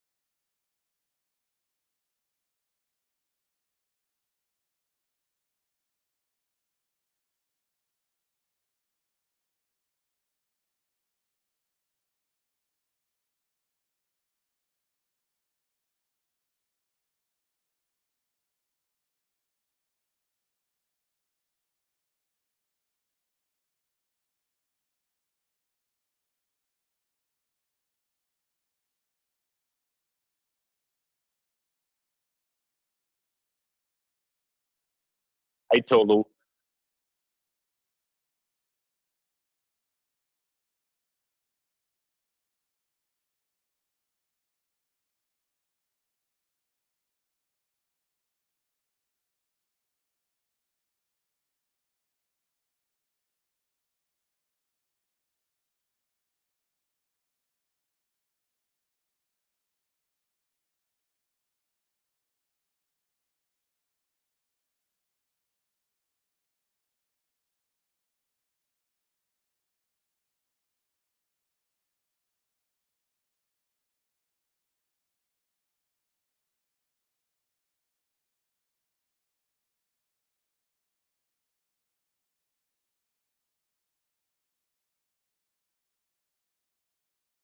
test. Can you hear me? I heard you, Mohammed. Yep, sounds good.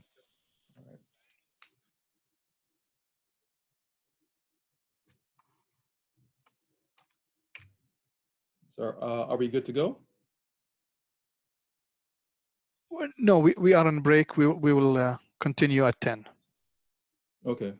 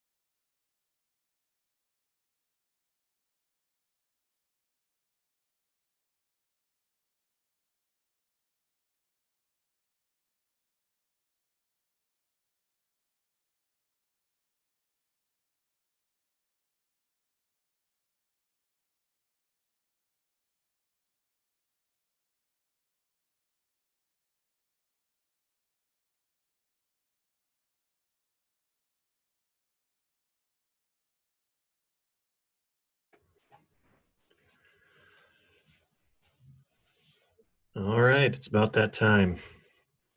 I'm happy to introduce Tolu. He is our last presenter of the day. Thank you also for being here. I'll let you take it away.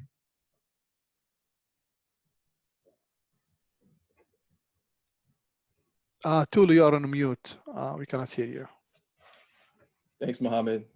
Good morning, everybody. Can you hear me now? Hear you good. All right. I'm glad to be with you guys. I'm going to talk about Agile transformation journey and modeling after Spotify.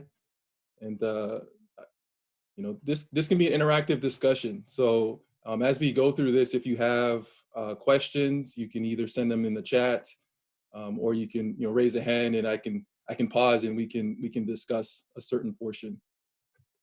So I'll walk you through here.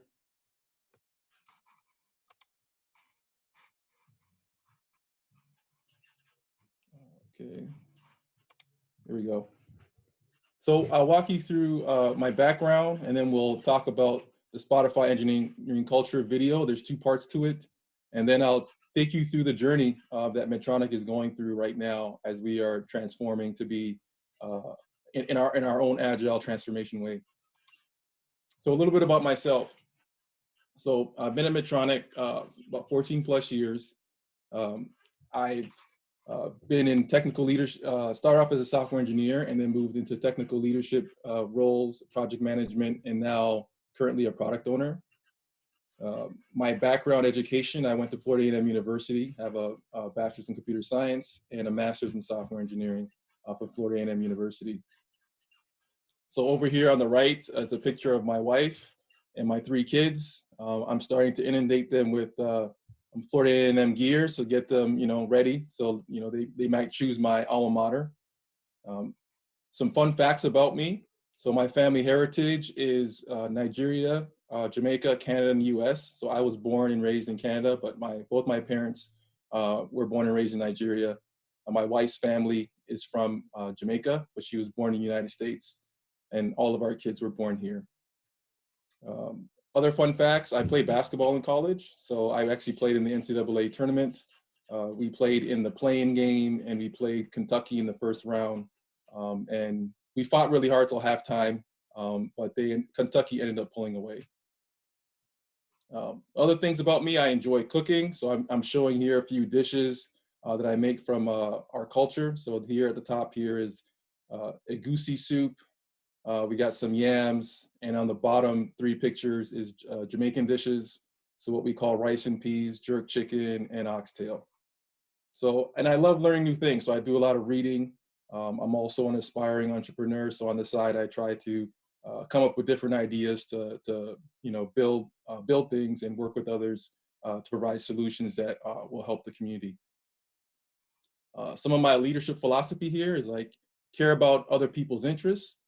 Be a good listener, glean wisdom from those who have more experience, and be vulnerable. Admit when you make mistakes. All right, so a little bit about Medtronic and what I do here. So Medtronic, our group that Mohammed and John and I are part of is called CRHF, and it's the Cardiac Rhythm Heart Failure Group. And so these 3 disease states here, Brady, tachy, heart failure. So patients who have Brady, have a heart, their hearts are beating too slow, so they need pacemakers. So we have devices for pacemakers. Tachy, the heart's beating too fast, so we have defibrillators. And then there are also patients that go into complete heart failure, and so we have devices called CRT, cardiac resynchronization therapy.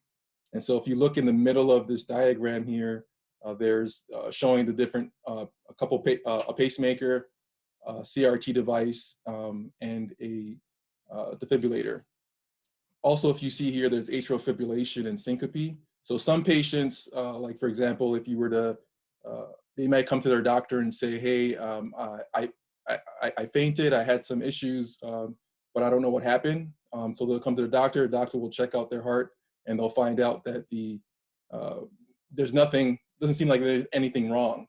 So what they might do is they may implant this device here called Link for the patient, send them home. And what this device does is it records their heart rhythm continuously And so if the patient was ever to have a fainting episode again, they can press a marker, and then that point is saved in the device. So next time they go to their physician, they can use a system right here, like it's called a SmartSync, and this will interrogate or take the data out of the device, display the signal to the physician so they can take a look at what happened at the time that the patient fainted.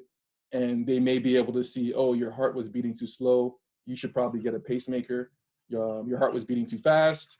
You probably should get a defibrillator, and so on. So it provides eyes for our physicians to be able to diagnose what is actually going on with the patient. The other products that I'm showing here is, if you look at the phone here, it's a monitor. So after a patient gets implanted with a device, they also get sent home with some type of monitor so that they can send data over the network to Medtronic. And so this is one of our apps. It's called My CareLink Heart. So you could actually go to the Apple Store and you can actually search up My CareLink Heart, and you could actually download this app on your phone. You wouldn't be able to use it with all of the other instruments, but you could at least take a look and see the app. And so this app connects via Bluetooth to some of these devices here. So it's a Bluetooth connection, pulls the data out, sends it over the network. And this right screen here is showing our CareLink servers where clinicians can log in and take a look at some of the transmissions that are coming in.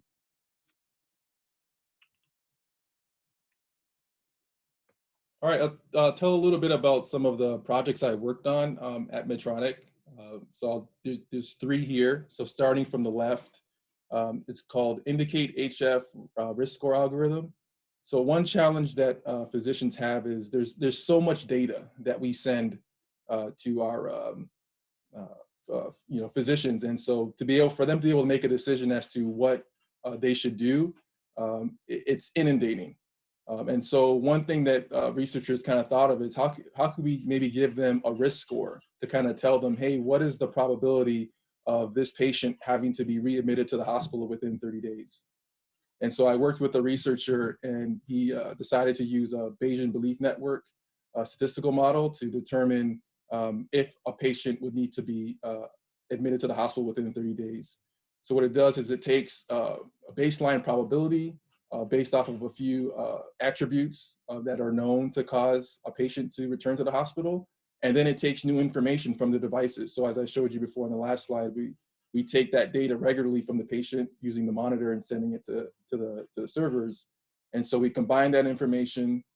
We have a lookup algorithm that takes a look and then recalculates the probability of the patient returning to the hospital. So now the physicians can look at this risk score, and then they can triage their patients to know that which ones should they actually look at. Because if you could think about it, if you got like 50 patients, you want to be able to look at the patient that's most susceptible to returning to the hospital. And so this risk score algorithm helps them to do that. The next one in the middle, the Reveal Link system. So this is when I told you about that device that gives you, constantly records the patient's heart rate. This was a fun project because this was the first mobile platform software that we had at Medtronic, or at least in the cardiac resynchronization group. And so before we had this tablet here in the middle, we had to rely on this programmer on the right here.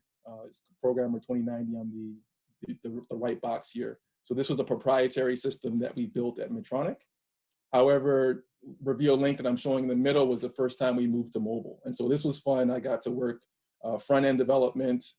At the time, we were doing Angular development. Now it's Angular 2.0, but back then it was the first wave of Angular. So the front end was built with Angular. And so just, being able to be on, the latest and greatest technology at the time was a really fun project to be on. On the right is showing one of our newest pacemakers.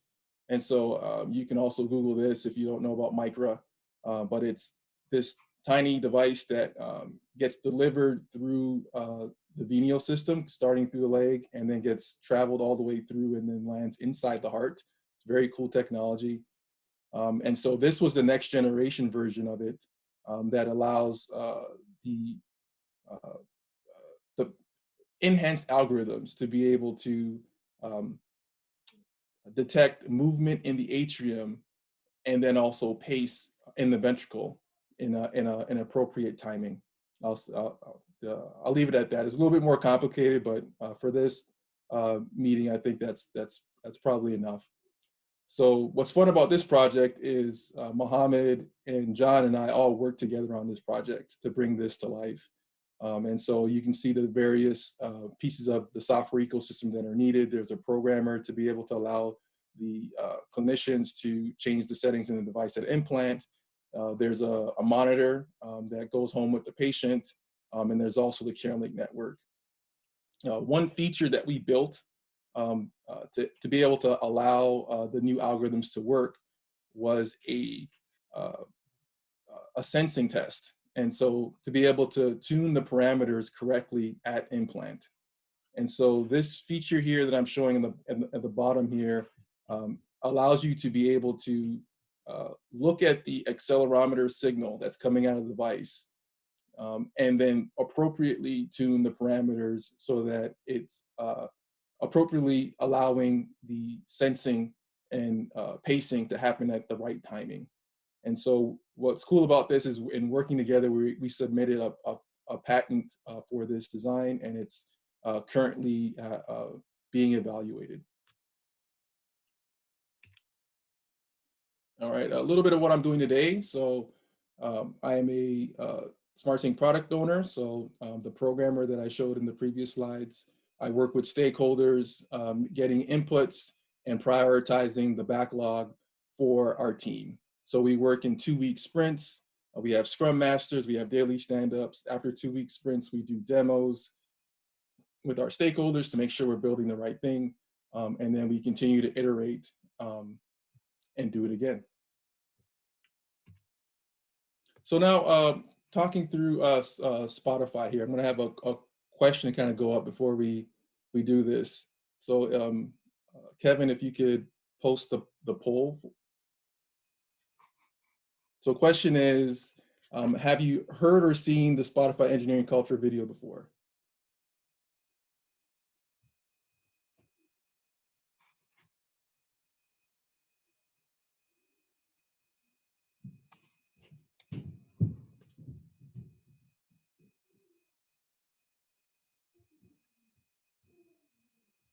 All right, so let's see here.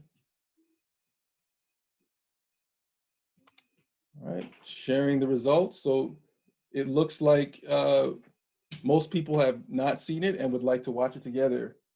We have a video bomb. My daughter's coming in. Hold on a second.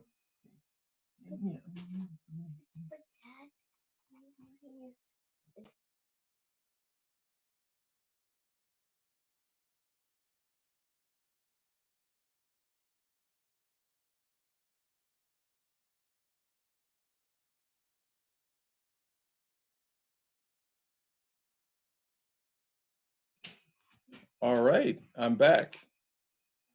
So I will start the video, and then after there's 2 videos, so I'll break it up in half. So we'll watch this, and then we'll have a discussion about it afterwards.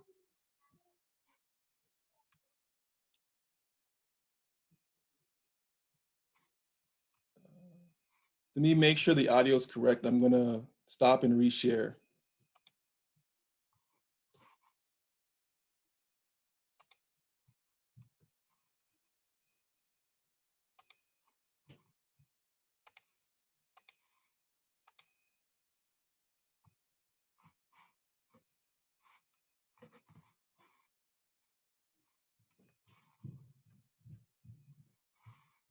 Can you confirm which screen you guys are seeing? Are you seeing the presentation slides or? The PowerPoint program. Okay.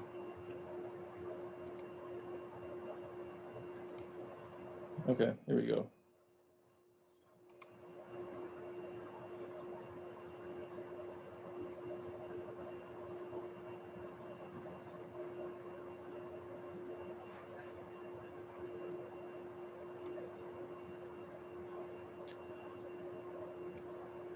We are not seeing the video if you are sharing it.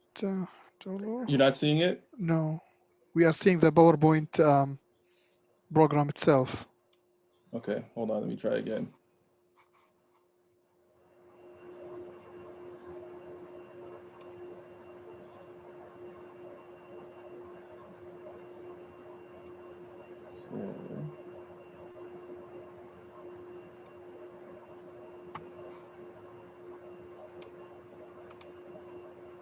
So, are you seeing the in presentation mode now? Yes. Okay.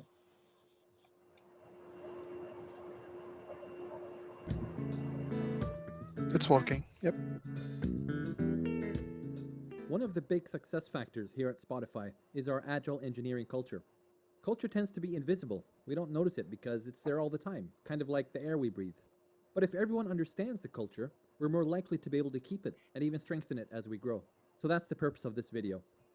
When our first music player was launched in 2008, we were pretty much a Scrum company. Scrum is a well-established agile development approach, and it gave us a nice team-based culture.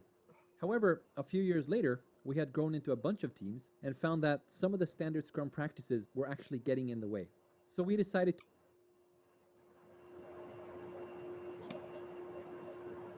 to make all this optional. Rules are a good start, but then break them when needed. We decided that Agile matters more than Scrum, and Agile principles matter more than any specific practices. So we renamed the Scrum Master role to Agile Coach because we wanted servant leaders more than process masters. We also started using the term squad instead of Scrum team, and our key driving force became autonomy. So what is an autonomous squad? A squad is a small, cross-functional, self-organizing team, usually less than 8 people. They sit together and they have end-to-end responsibility for the stuff they build. Design, commit, deploy, maintenance, operations, the whole thing. Each squad has a long-term mission, such as make Spotify the best place to discover music, or internal stuff like infrastructure for A/B testing. Autonomy basically means that the squad decides what to build, how to build it, and how to work together while doing it. There are, of course, some boundaries to this, such as the squad mission, the overall product strategy for whatever area they are working on, and short-term goals that are renegotiated every quarter. Our office is optimized for collaboration. Here's a typical squad area. The squad members work closely together here with adjustable desks and easy access to each other's screens. They gather over here in the lounge for things like planning sessions and retrospectives. And back there is a huddle room for smaller meetings or just to get some quiet time. Almost all walls are whiteboards. So why is autonomy so important? Well, because it's motivating, and motivated people build better stuff. Also, autonomy makes us fast by letting decisions happen locally in the squad instead of via a bunch of managers and committees and stuff. It helps us minimize handoffs and waiting so we can scale without getting bogged down with dependencies and coordination. Although each squad has its own mission, they need to be aligned with product strategy, company priorities, and other squads. Basically, be a good citizen in the Spotify ecosystem. Spotify's overall mission is more important than any individual squad, so the key principle is really be autonomous, but don't sub-optimize. It's kind of like a jazz band. Although each musician is autonomous and plays his own instrument, they listen to each other and focus on the whole song together. That's how great music is created. So our goal is loosely coupled, but tightly aligned squads. We're not all there yet, but we experiment a lot with different ways of getting closer. In fact, that applies to most things in this video. This culture description is really a mix of what we are today and what we are trying to become in the future. Alignment and autonomy may seem like different ends of a scale, as in more autonomy equals less alignment. However, we think of it more like two different dimensions. Down here is low alignment and low autonomy, a micromanagement culture. No high-level purpose, just shut up and follow orders. Up here is high alignment, but still low autonomy. So leaders are good at communicating what problem needs to be solved, but they're also telling people how to solve it. High alignment and high autonomy means leaders focus on what problem to solve, but let the teams figure out how to solve it. What about down here then? Low alignment and high autonomy means teams do whatever they want and basically all run in different directions. Leaders are helpless and our product becomes a Frankenstein. We're trying hard to be up here, aligned autonomy, and we keep experimenting with different ways of doing that. So alignment enables autonomy. The stronger alignment we have, the more autonomy we can afford to grant. That means the leader's job is to communicate what problem needs to be solved and why, and the squads collaborate with each other to find the best solution. One consequence of autonomy is that we have very little standardization. When people ask things like, which code editor do you use, or how do you plan, the answer is mostly, depends on which squad. Some do Scrum sprints, others do Kanban. Some estimate stories and measure velocity, others don't. It's really up to each squad. Instead of formal standards, we have a strong culture of cross-pollination. When enough squads use a specific practice or tool, such as Git, that becomes the path of least resistance, and other squads tend to pick the same tool. Squads start supporting that tool and helping each other, and it becomes like a de facto standard. This informal approach gives us a healthy balance between consistency and flexibility. Our architecture is based on over 100 separate systems coded and deployed independently. There's plenty of interaction, but each system focuses on one specific need, such as playlist management, search, or monitoring. We try to keep them small and decoupled with clear interfaces and protocols. Technically, each system is owned by one squad. In fact, most squads own several. But we have an internal open source model, and our culture is more about sharing than owning. Suppose Squad 1 here needs something done in System B, and Squad 2 knows that code best. They'll typically ask Squad 2 to do it. However, if Squad 2 doesn't have time, or they have other priorities, then Squad 1 doesn't necessarily need to wait. We hate waiting. Instead, they are welcome to go ahead and edit the code themselves, and then ask Squad 2 to review the changes. So anyone can edit any code, but we have a culture of peer code review. This improves quality and, more importantly, spreads knowledge. Over time, we've evolved design guidelines, code standards, and other things to reduce engineering friction, but only when badly needed. So on a scale from authoritative to liberal, we're definitely more on the liberal side. Now, none of this would work if it wasn't for the people. We have a really strong culture of mutual respect. I keep hearing comments like, my colleagues are awesome. People often give credit to each other for great work and seldom take credit for themselves. Considering how much talent we have here, there is surprisingly little ego. One big aha for new hires is that autonomy is kind of scary at first. You and your squad mates are expected to find your own solution. No one will tell you what to do. But it turns out, if you ask for help, you get lots of it, and fast. There's genuine respect for the fact that we're all in this boat together and need to help each other succeed. We focus a lot on motivation. Here's an example, an actual email from the head of people operations. Hi everyone, our employee satisfaction survey says 91% enjoy working here and 4% don't. Now that may seem like a pretty high satisfaction rate, especially considering our growth pain. From 2006 to 2013, we've doubled every year and now have over 1,200 people. But then he continues. This is of course not satisfactory and we want to fix it. If you're one of those unhappy 4%, please contact us. We're here for your sake and nothing else. So good enough isn't good enough. Half a year later, things had improved and satisfaction rate was up to 94%. This strong focus on motivation has helped us build up a pretty good reputation as a workplace. But we still have plenty of problems to deal with. So yeah, we need to keep improving. Okay, so we have over 50 squads spread across 4 cities. Some kind of structure is needed. Currently, squads are grouped into tribes. A tribe is a lightweight matrix. Each person is a member of a squad as well as a chapter. The squad is the primary dimension, focusing on product delivery and quality, while the chapter is a competency area, such as quality assistance, agile coaching, or web development. As squad member, my chapter lead is my formal line manager, a servant leader focusing on coaching and mentoring me as engineer, so I can switch squads without getting a new manager. It's a pretty picture, huh? Except that it's not really true. In reality, the lines aren't nice and straight, and things keep changing. Here's a real-life example from one moment in time for one tribe. And of course, it's all different by now. And that's okay. The most valuable communication happens in informal and unpredictable ways. To support this, we also have guilds. A guild is a lightweight community of interest, where people across the whole company gather and share knowledge within a specific area. For example, leadership, web development, or continuous delivery. Anyone can join or leave a guild at any time. Guilds typically have a mailing list, biannual on-conferences, and other informal communication methods. Most organizational charts are an illusion, so our main focus is community rather than hierarchical structures. We've found that a strong enough community can get away with an informal, volatile structure. If you always need to know exactly who is making decisions, you're in the wrong place. One thing that matters a lot for autonomy is how easily can we get our stuff into production. If releasing is hard, we'll be tempted to release seldom to avoid the pain. That means each release is bigger and therefore even harder. It's a vicious cycle. But if releasing is easy, we can release often. That means each release is smaller and therefore easier. To stay in this loop and avoid that one, we encourage small, frequent releases and invest heavily in test automation and continuous delivery infrastructure. Release should be routine, not drama. Sometimes we make big investments to make releasing easier. For example, the original Spotify desktop client was a single monolithic application. In the early days, with just a handful of developers, that was fine. But as we grew, this became a huge problem. Dozens of squads had to synchronize with each other for each release, and it could take months to get a stable version.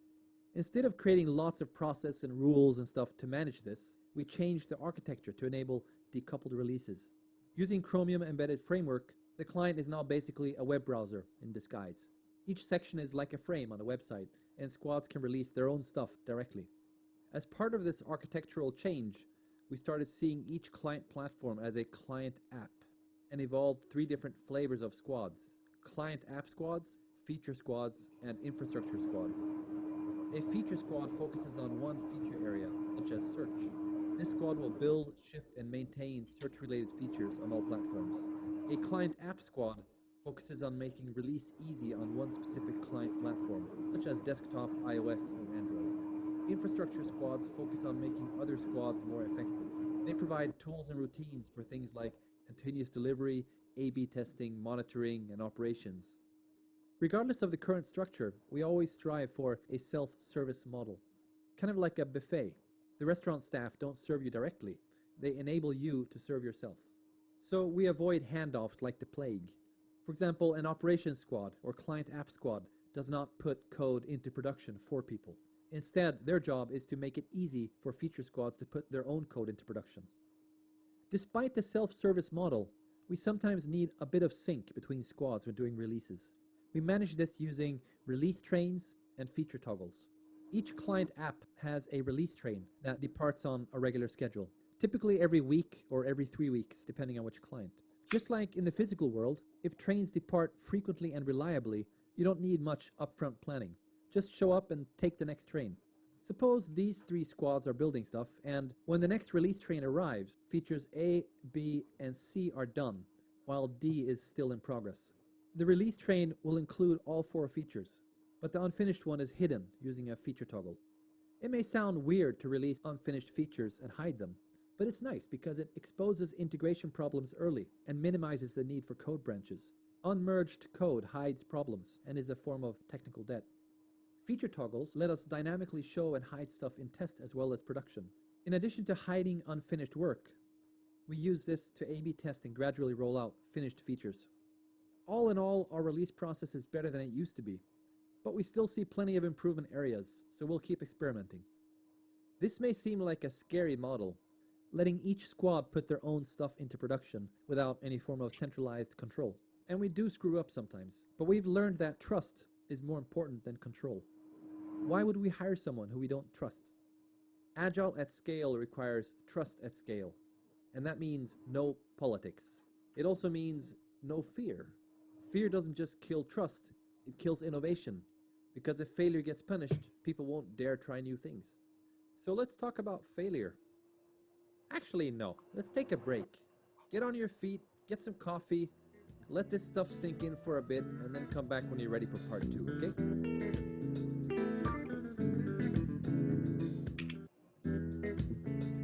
All right. So, are there any things that stood out? You can write them in the chat, and we can discuss them. I can start and just pointing out a few things that stood out to me as I watched the video. But if there's stuff that comes up, please put it in the chat and we can discuss that too.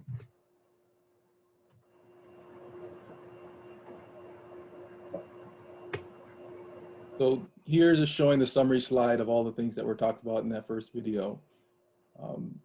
And if we look at this top right corner where community is greater than structure, this is a big thing that we have a challenge with and we're working on at Medtronic is, depending on what type of person you are, some folks like all T's crossed and all I's dotted, where some folks like a little bit more, flexibility.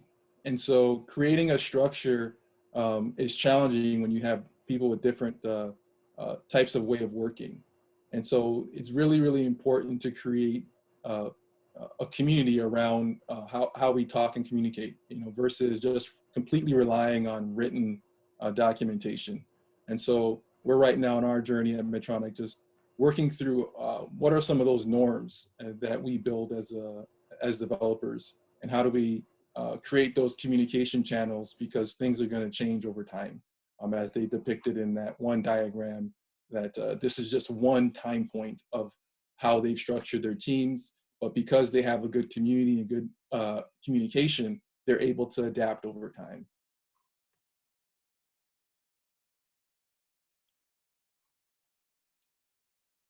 Another thing that I can point out is the release trains. And so I think this is definitely a challenge that we have at Medtronic, especially with our code base. And so they also mentioned talking about Git, and how Git, allows for managing multiple branches in a more efficient way. As a developer, I always knew that one of the biggest challenges is merging.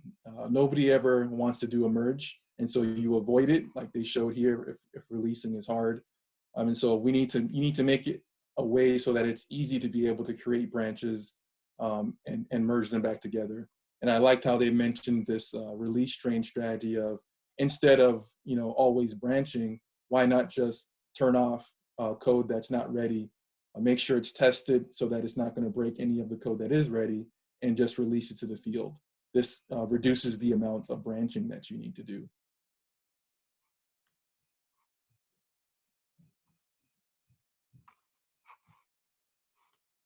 All right, with that, I don't know if there was any other items. I'm looking in There are some questions in the chat. Okay, maybe I'm missing it. Where? So from Scott, assuming you are developing FDA regulated code, is there any special consideration when adopting the Spotify engineering culture? Yes. And so this is where we at Medtronic, we have a regulatory group. And so any changes that we make, there are certain classifications of software. And so depending on what component we're touching is where we have those discussions. So if most of the things at Medtronic, where most of the risk is within the actual implantable device, whereas the software that supports it is not as concerning. So depending on what area of the software we're touching, we have more flexibility to do the feature toggles. But if it's the software that's very, very close to where the implantable and could potentially harm the patient, that's where we have to be more careful with following this type of strategy. And this is part of the journey that we're on, is having those discussions, going back and forth, working with our regulatory partners and finding out what are those safe places where we can do this release toggle strategy versus areas where we should not. Okay, question from Michael. My team is currently transitioning to the Spotify model. How much has your team adopted versus left out? So we're early on the journey. So I think, and I'll share later on the slide, I'll share some of the things that we're doing and that we're working on. So I've started to adapt the squad terminology. I like it. I think some teams still use the term Scrum, but I think the new terminology it's fun.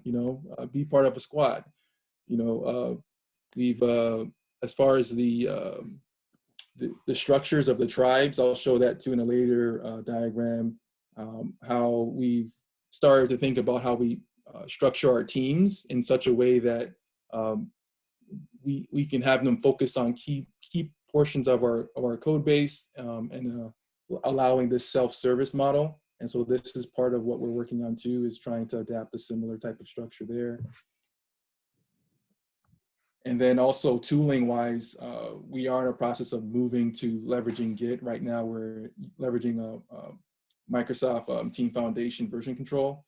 And so some teams have already moved to Git, but we're also trying to move the remaining items to the Git repository. Another question from Andrew. Curious as to how this is impacted in regulated environment. Okay. The full question is, answered that with the FDA question. okay. Cool. Is there any other questions out there, Mohammed? How did the move to Agile happen for you? Who made the decision to move to that way of working? From Joe. Here's the thing. So we've been doing Agile at Medtronic, in our group for several years. It's just that we haven't done it consistently across. And so if you look in this summary slide in the middle where it's showing you have the different squads and you have it synchronized. So it's almost like we're doing an Agile reset right now. And so leadership, probably about a year ago, decided that, hey, we need to break the silos in our different software groups and figure out a way that we can create this very challenging, loosely coupled but tightly aligned squads. It's a challenge, especially in a very big software organization. So about a year ago when we had our new software leadership team put together, they started taking us on this journey, deciding like, hey, let's figure out how we can get enough consistency so that we can work together, but still allow enough autonomy so that teams can create norms that work best for them.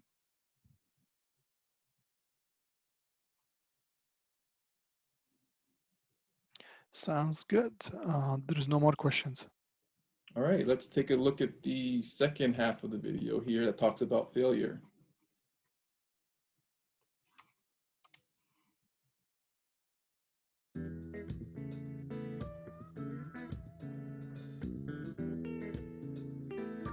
Okay, quick recap from part one.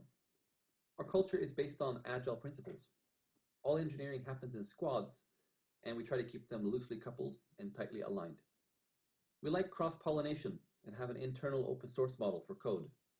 Squads do small and frequent releases, which is enabled by decoupling. Our self-service model minimizes the need for handoffs, and we use release trains and feature toggles to get stuff into production early and often. And since culture is all about the people, we focus on motivation, community, and trust, rather than structure and control. That was part one. And now, I'd like to talk about failure. Our founder, Daniel, put it nicely. We aim to make mistakes faster than anyone else. The idea is, to build something really cool, we will inevitably make some mistakes along the way. But each failure is also a learning. So if we fail fast, we learn fast, and therefore improve fast. It's a strategy for long-term success. It's like with kids. You can keep a toddler in the crib and she'll be safe, but she won't learn much and won't be very happy. If you instead let her run around and explore the world, she'll fail and fall sometimes, but she'll be happier and develop faster. And the wounds, well, they usually heal. So Spotify is a fail-friendly environment. We focus more on failure recovery than failure avoidance. Our internal blog has articles like Celebrate Failure and stories like how we shot ourselves in the foot.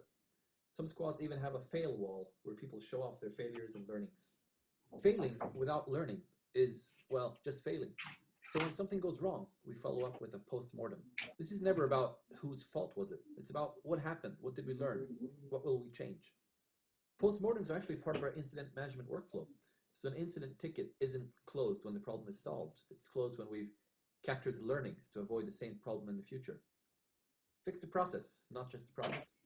In addition, all squads do retrospectives every few weeks to talk about what's working well and what to improve next. All in all, Spotify has a strong culture of continuous improvement, driven from below and supported from above. Failure must be non-lethal, or we don't live to fail again. So we promote the concept of limited blast radius.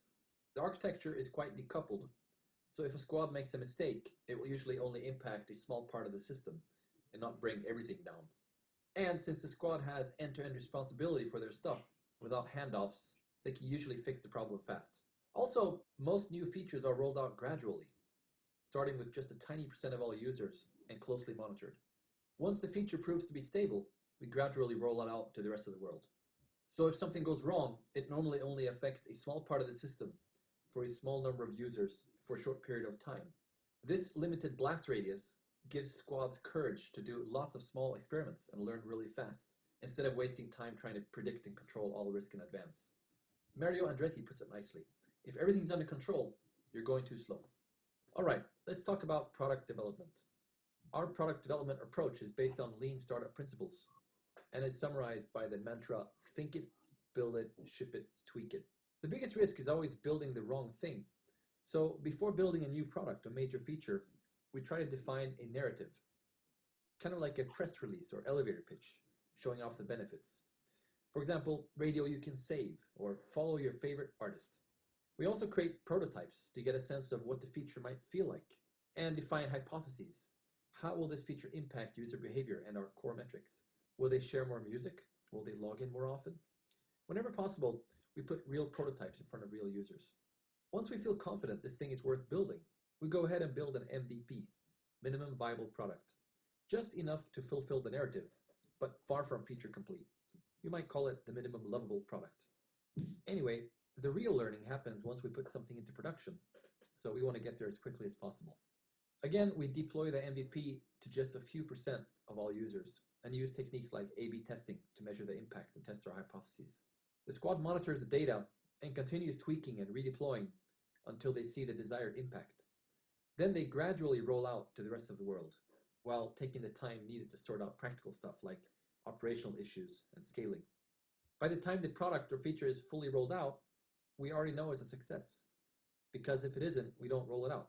Impact is always more important than velocity, so a feature isn't considered done until it has achieved the desired impact. So with all this experimentation going on, how do we actually plan? How do I know what's going to be released by which date? Well, the short answer is we mostly don't. We care more about innovation than predictability, and 100% predictability means 0% innovation. On a scale, we'd probably be somewhere around here. Of course, sometimes we do need to make delivery commitments, like for partner integrations or marketing events. And that sometimes involves standard agile planning techniques like velocity and burn-up charts. But if we have to promise a date, we generally defer that commitment until the feature is already proven and close to ready. By minimizing the need for predictability, squads can focus on delivering value instead of being a slave to someone's arbitrary plan. One product owner said, "I think of my squad as a group of volunteers that are here to work on something they are super passionate about." An amazing new product always starts with a person and a spark of inspiration, but it will only become real if people are allowed to play around and try things out. So we encourage everyone to spend about 10% of their time doing hack days or hack weeks. That's when people get to experiment and build whatever they want, no limits. Like this Dial a Song product, basically a Spotify-enabled analog phone. Just dial the number of the song you want to listen to. Is it useful? Doesn't matter. The point is, if we try enough ideas, we're bound to strike gold from time to time. And quite often, the knowledge gained is worth more than the actual hack itself. Plus, it's fun. In addition, twice per year, we do a Spotify-wide hack week. Hundreds of people hacking away for a whole week. The mantra is make cool things real. Do whatever you want, with whoever you want, in whatever way you want. And then we have a big demo and party on Friday. It's amazing how much cool stuff can be built in just a week with this kind of creative freedom, whether it's a helicopter made of lollipop sticks or a whole new way of discovering music. Turns out that innovation isn't really that hard. People are natural innovators, so just get out of their way and let them try things out. As you notice, we have an experiment-friendly culture. Tool A or Tool B? Let's try both and compare. Do we really need sprint planning meetings? Don't know. Let's skip a few and see if we missed them. Should this button be in the middle or in the corner? Let's try both, an A/B test. Even the Spotify-wide Hack Week started as an experiment, and now it's part of our culture. So instead of arguing an issue to death, we talk about things like, what's the hypothesis? What did we learn? And what will we try next? This gives us more data-driven decisions and less opinion-driven, ego-driven, or authority-driven decisions. Although we are happy to experiment and try different ways of doing things, our culture is very waste-repellent, or lean if you prefer. That means people will quickly stop doing anything that doesn't add value. If it works, keep it. Otherwise, dump it.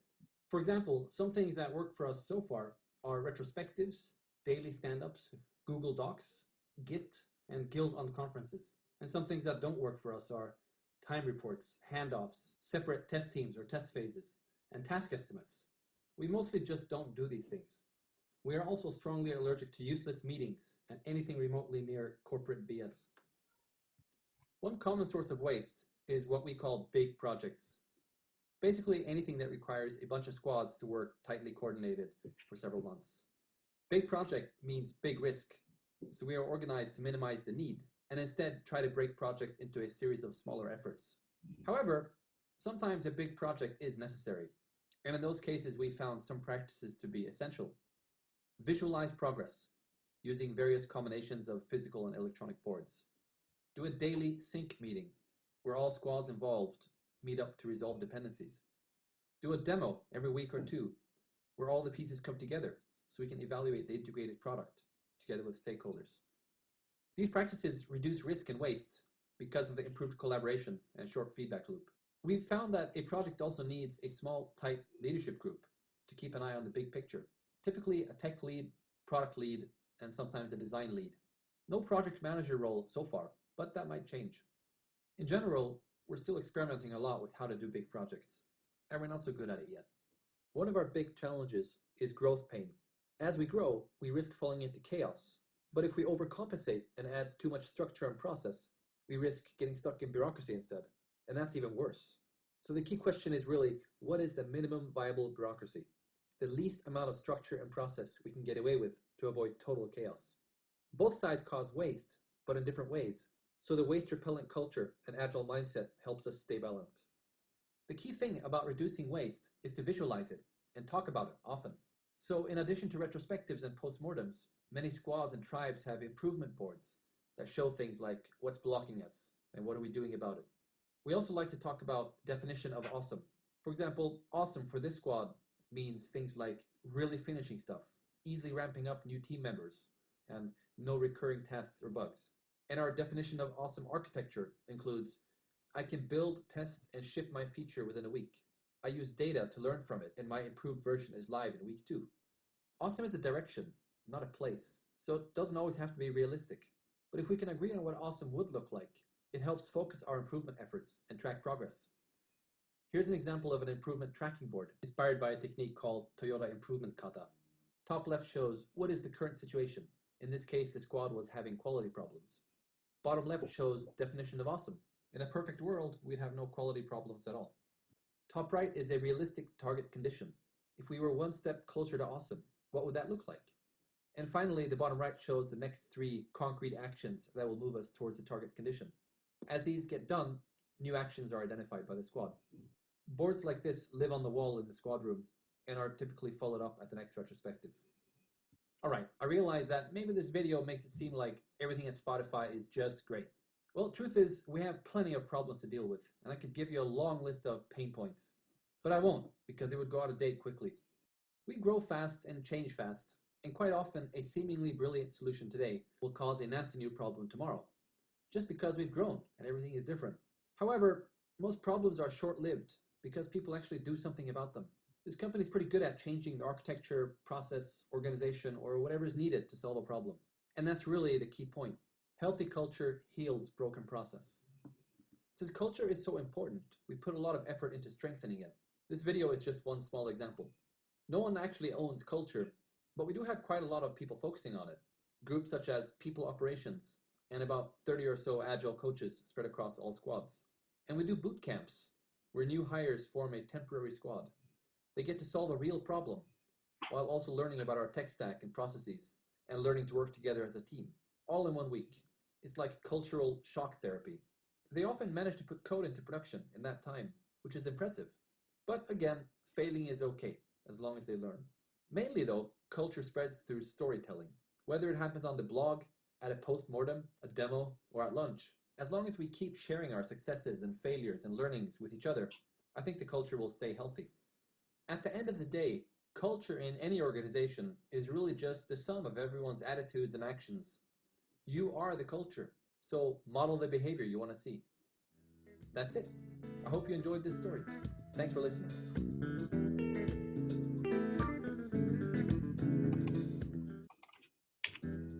All right, so our next poll question.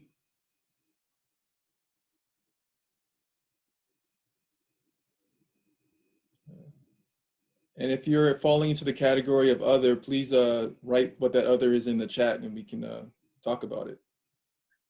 There is one question in the chat, Tolu.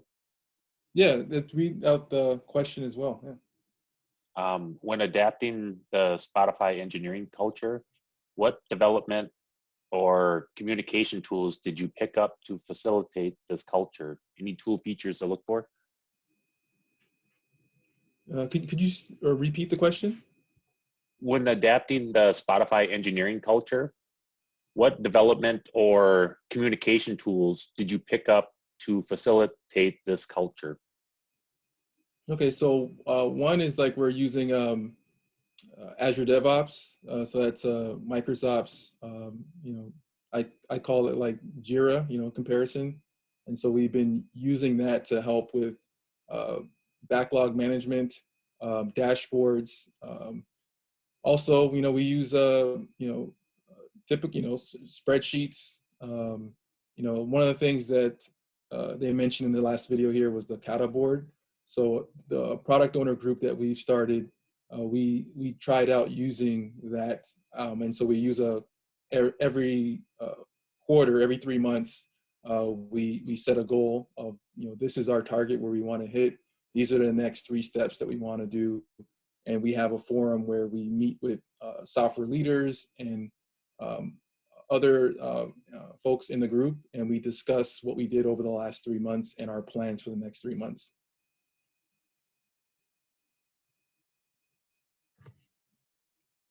Cool, let's take a look at the polling here. All right, looks like release trains and feature toggles was the most, but there was share results so everyone can see.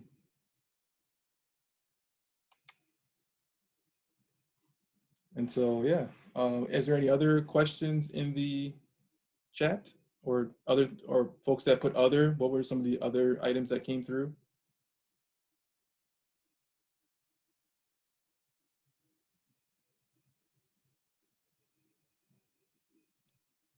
There is a new question from Joe. Okay. In the first video, it mentioned squads being co-located. This is not always reality. Any techniques, tools you've used to adapt to this? Well, yeah, at Medtronic, we work with contractors. And so we actually have folks, out in Czech Republic, in India. And so, we leverage, I think that's where you have the Scrum meetings and leveraging Zoom and technology the best that you can. We also have MS Teams, so similar to kind of like Slack, a way for us to kind of stay communicating. So in shared spaces where we put our documentation or useful notes, so to kind of help with that unity, and so that we feel like we are one cohesive team, even though we're not all co-located in the same place. Another question from David. When adapting the Spotify engineering culture, how do you do the cultural healing of process when your process is dictated by a need to document development process and keep it consistent? Yeah, this is a journey that we're on. And I think, to be honest, I think it takes good leadership. I feel that we had a strong leadership team that made a big investment to create this culture. And so, for example, we started I started on this journey about a year ago. I shifted from a project manager to become a product owner. So we started up a product owner group. So they invested in a leader for the group. They took folks who were interested in joining. So it felt like a little startup company at Medtronic, to tell you the truth. And so they've given us the ability to try things. If we fail, they don't get on us like it was talking in the video, but they just encourage, hey, what did you learn from it? And how can we, iterate and get better? And so I think having that investment from leadership is very important, but then also having folks who are on the grounds where they're doing the work, giving them that autonomy, that ability to influence the change, because leadership can can talk about it, but you actually need, engineers, I mentioned the different roles: product owner, scrum master, and component owners, as we call them, or like tech leads, to take advantage. And so, for example, they also mentioned hackathons. So our leadership, I think we've done 2 hackathons this year, where they just allowed folks for 24 hours to build whatever you want, do whatever you want. And then we demo it, have fun. They share, they give, they pay for food for people to eat overnight. And so I think leadership has done a really good job at demonstrating that they're serious about this transformation, and they know that it's going to be a multi-year effort, that it's not just, hey, we just do one meeting and now all of a sudden we're transformed. They're prepared for the long haul to make sure that we get to the other side. And so I think that's very important. I think you have a response here when you asked about the poll results of other. Katie has mentioned the fail wall.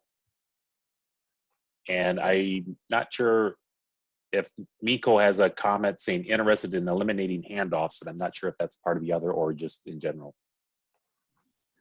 Yeah, in terms of the fail wall, do you guys do anything like that? Or I just think it's a really interesting, like a really cool concept to just, I think there's a lot in development of you don't want to fail or you don't want to break anything, and so you don't try a lot of stuff. And obviously there's, things around that you need to be careful of. But the idea that they're willing to let that happen, have you guys tried anything like that? So one thing we just did yesterday, we had a quality day. And so in that we had, leaders share some of the challenges that have been going on.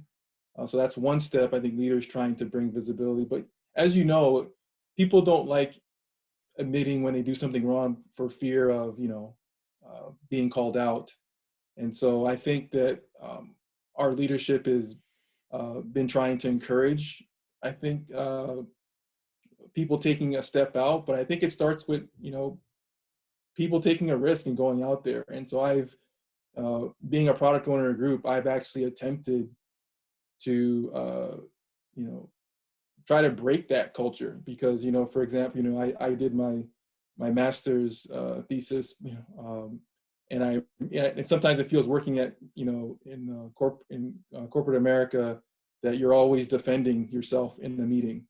And so because of that, everybody spends a lot of energy creating polished PowerPoint slides and polished material. And I'll show you in the next few slides a part of my journey of, maybe I'll just transition to kind of show that and talk to it here. Oops. So when I first started as a product owner, one of the things that people wanted was like, hey, can we get a dashboard with some metrics? And so I did low fidelity. I took a piece of paper and I drew a mock-up of what a dashboard is and what, type of things that people could want. And I took this and I walked around and started talking to different stakeholders, software leaders, engineers. Some of the big terms that were coming up were technical debt and, how do we extend our system? How do we see security impacts? Then there's like the user experience piece. How is our product performing in the field? How many users are using our system? How reliable is our system?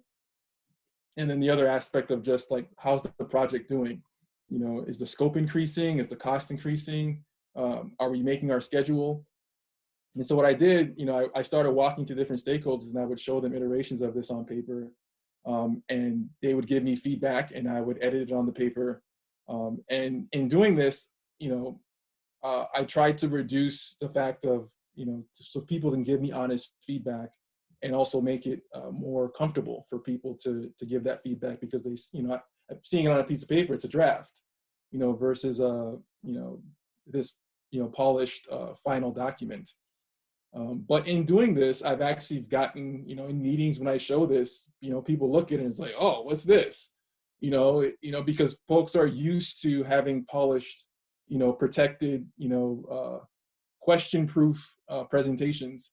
And so I think the more people get comfortable just bringing in drafts and letting people tear it apart, that the better we'll be. And so I've been trying to demonstrate that by example, and it's been great. I save a lot of time building something that, building the wrong thing. Because if I just make a bunch of assumptions, versus I get the feedback, I iterate on it, and then showing here, this was like, you know, now actually putting it in a tool. So instead of spending my energy up front, creating it in the tool, I did it on paper. And this was like a first attempt at putting it in a tool. So this is showing the Azure DevOps Microsoft tool that's similar to Jira. So they have a dashboard feature where you can add different widgets and charts to track metrics.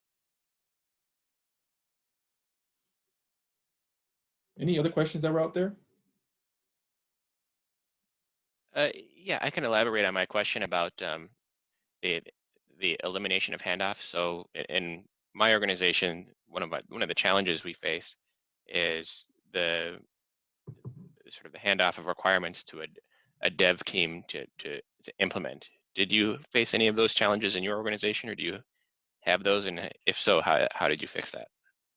Oh yeah, this is a challenge. So we have some teams that are used to getting a document that tells them everything that they need to do. And usually what ends up happening is, you know, there's a lot of assumptions that are made, and, you know, you end up building the wrong thing. So one thing that we're doing in our organization is we're trying to get software at the table up front before everything is defined. Typically, you know, our organization is really focused on the implantable devices, and, you know, they usually bring software at the table a little bit late to the game. And that's caused problems with interface has already been locked down at the hardware and the firmware. And so now software discovers, hey, we need this interface change, but, you know, it's too costly for hardware and firmware to make changes. And so now software has to now make this workaround. So, and now you're just creating more and more technical debt in the software. So our organization has made some efforts to get software at the table before all of the interfaces are locked down, and we can have those discussions and talk to users. But it's a journey, so not every, you know, not every place is there yet. But I think the organization is starting to see the more and more importance of software. You know, especially with being able to understand what our users are doing and being able to make decisions off of that data. So it's becoming more and more important in this day and age.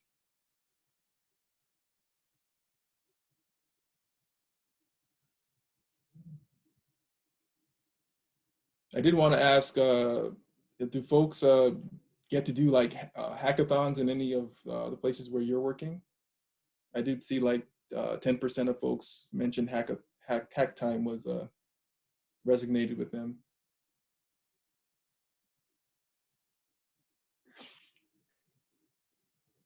I've definitely,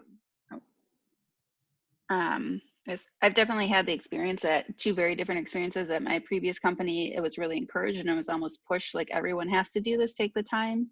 At my current company, it's much more of elective, but it's also not necessarily pushed as much by upper management. So you can definitely see, for me, I've seen both very different experiences in it, and where when management really backs it, that it does much better overall.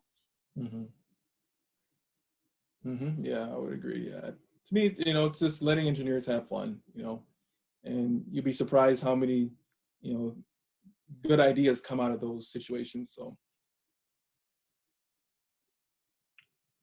all right. Were there any other questions out there or comments before we shift to the next slide here?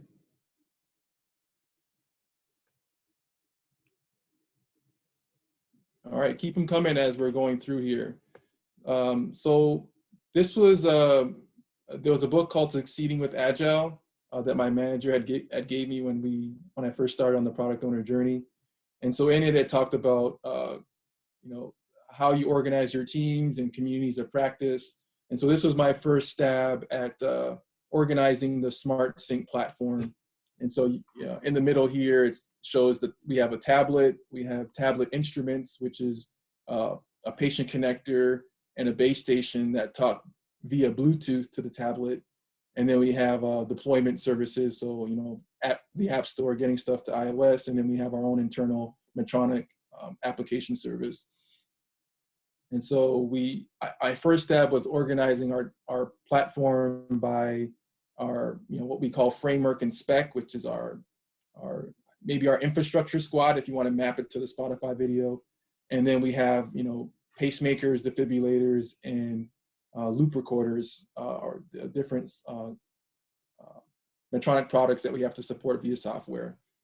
So what I did here is I said, okay, well, as far as there's different features on our software platform, if you look down at the bottom of the communities of practice section, we have a quick look feature, parameters feature, episodes, cardiac compass, trends, and so on. And so what I did is I listed out, hey, if we have engineers that have expertise in these different areas, they could get together and talk about how to make these different features good. But then we can take individuals from each of these teams and put them together to be able to actually deliver a full pacemaker feature. And so this is showing you have a, quick look one, parameters one, episodes one, and so on, together delivering a product. But we also give them a space where they can focus in on making that feature really good. So you have two areas where teams are working. Here is another stab at, after watching the Spotify video, of trying to do the tribes. So I created a low power tribe, which is basically the pacemakers and the CRT pacemakers, a high power tribe, which is defibrillators and the CRT defibrillators, and a monitor tribe, which is, I mentioned the MyCareLink heart monitor is one of our types of monitors. We also have a couple other flavors of monitors that we have. And then you have the cross-cutting chapters of the features, and you have product owners supporting these teams. So typically industry standard, I think product owners to support one to two teams. And so this is just kind of depicting that model that we can kind of think of how we want to structure our squads at Medtronic.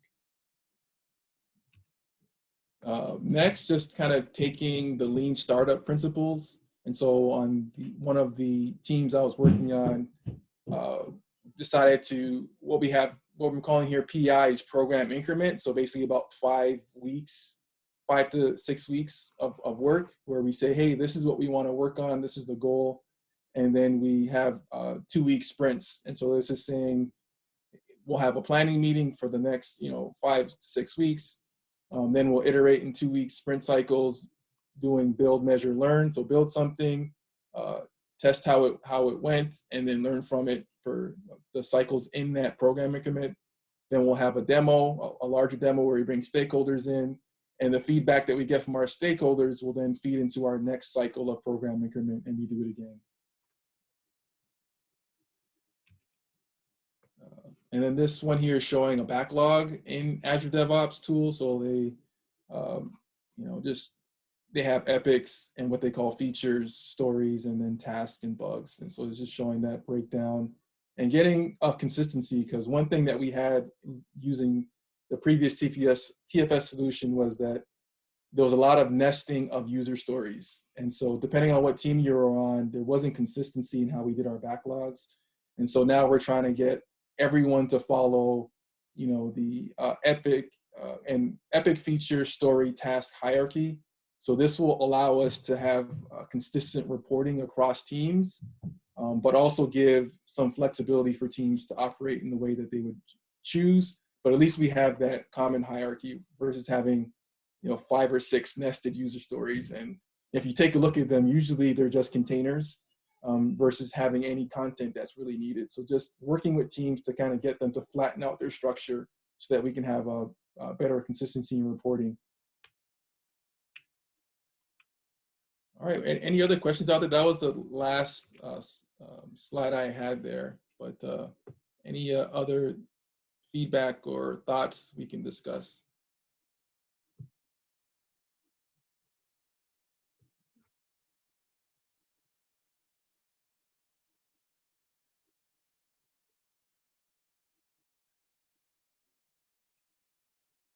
All right, if nothing else, thank you for allowing me to have this discussion with you. Thank you for being engaged in it, and the dialogue was great. Mohammed? Yeah, I guess before I move to some closing slides, just wanted to add something to one of the questions that was mentioning the co-location of teams and saying it's not, I guess, feasible in all the times. It reminded me of when this first movement of the Spotify came out.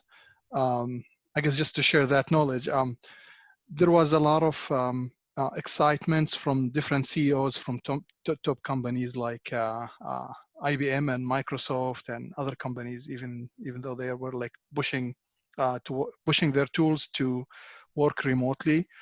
That video did, I guess, one of the champions that of the CEOs that said, took the co-location to, I guess, to the next level and saying, all the teams need to be in one place, was the ex-CEO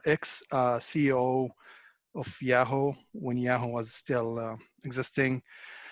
She was an ex-Googler, and she did a study after that, finding, hey, remote people are actually, we found out they are not as productive as the people who, working on the same place in the office. And after she I guess announced that, she start asking people to come back to office, and that really triggered also IBM, where I was working. Also, they start asking people to come back to office and co-locating, even from different branches to move to one branch. We should all be in one place.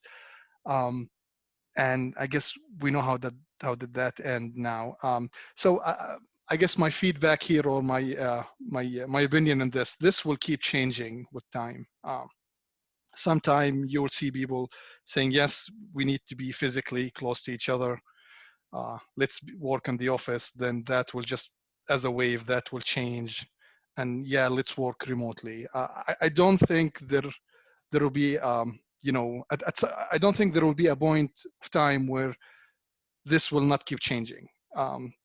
So I guess, yeah, we will have to wait and see after COVID to see how now this remote environment that we were pushed to, how will that change, if it will, or will it, I guess, resist change, and we will, be saying, hey, remotely is something natural, and we just should continue doing it.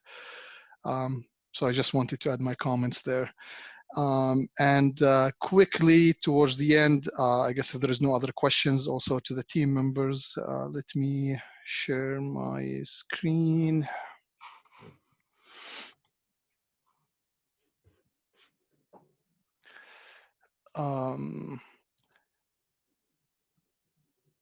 This is always an inspiring slide for me. At Medtronic, we are impacting people's lives, 2 people every second. And at this point, it's more than 2 people, but we don't want to talk about fractions.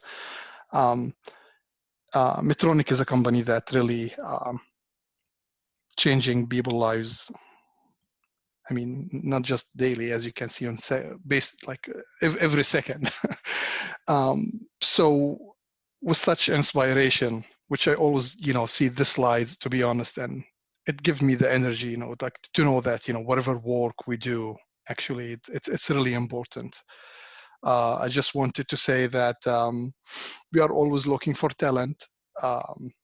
Like right now, I'm just opening jobs.medtronic, and we have over 350 jobs in the US related to software. So if you are interested, whoever is interested, we are always looking for talented people on all different levels in the software. So this is just, I guess, a message to welcome you to go and see our job portal. If you are interested, or looking to change your job, or looking for another job where you would find, an impact on patients and customers like we do here. I just wanted to share that, I guess. And that's my closing statement for this seminar. If there is any questions or any comments, me, Tolo, John, we are reachable on LinkedIn. Feel free to connect with us, ask us any question on these topics we shared, or if you have any questions regarding Medtronic, you're looking for a specific job you want to get information on, just reach out on LinkedIn. we will be more than happy to help you and connect you with people. That's it. Thank you. All right. Thank you, Mohammed. Thank you, John. Thank you, Tolu. That was great. Thank you. Everybody else, you can stick around, but that's the end of the MSSE Industrial Seminar Series for today. We'll see you again next week.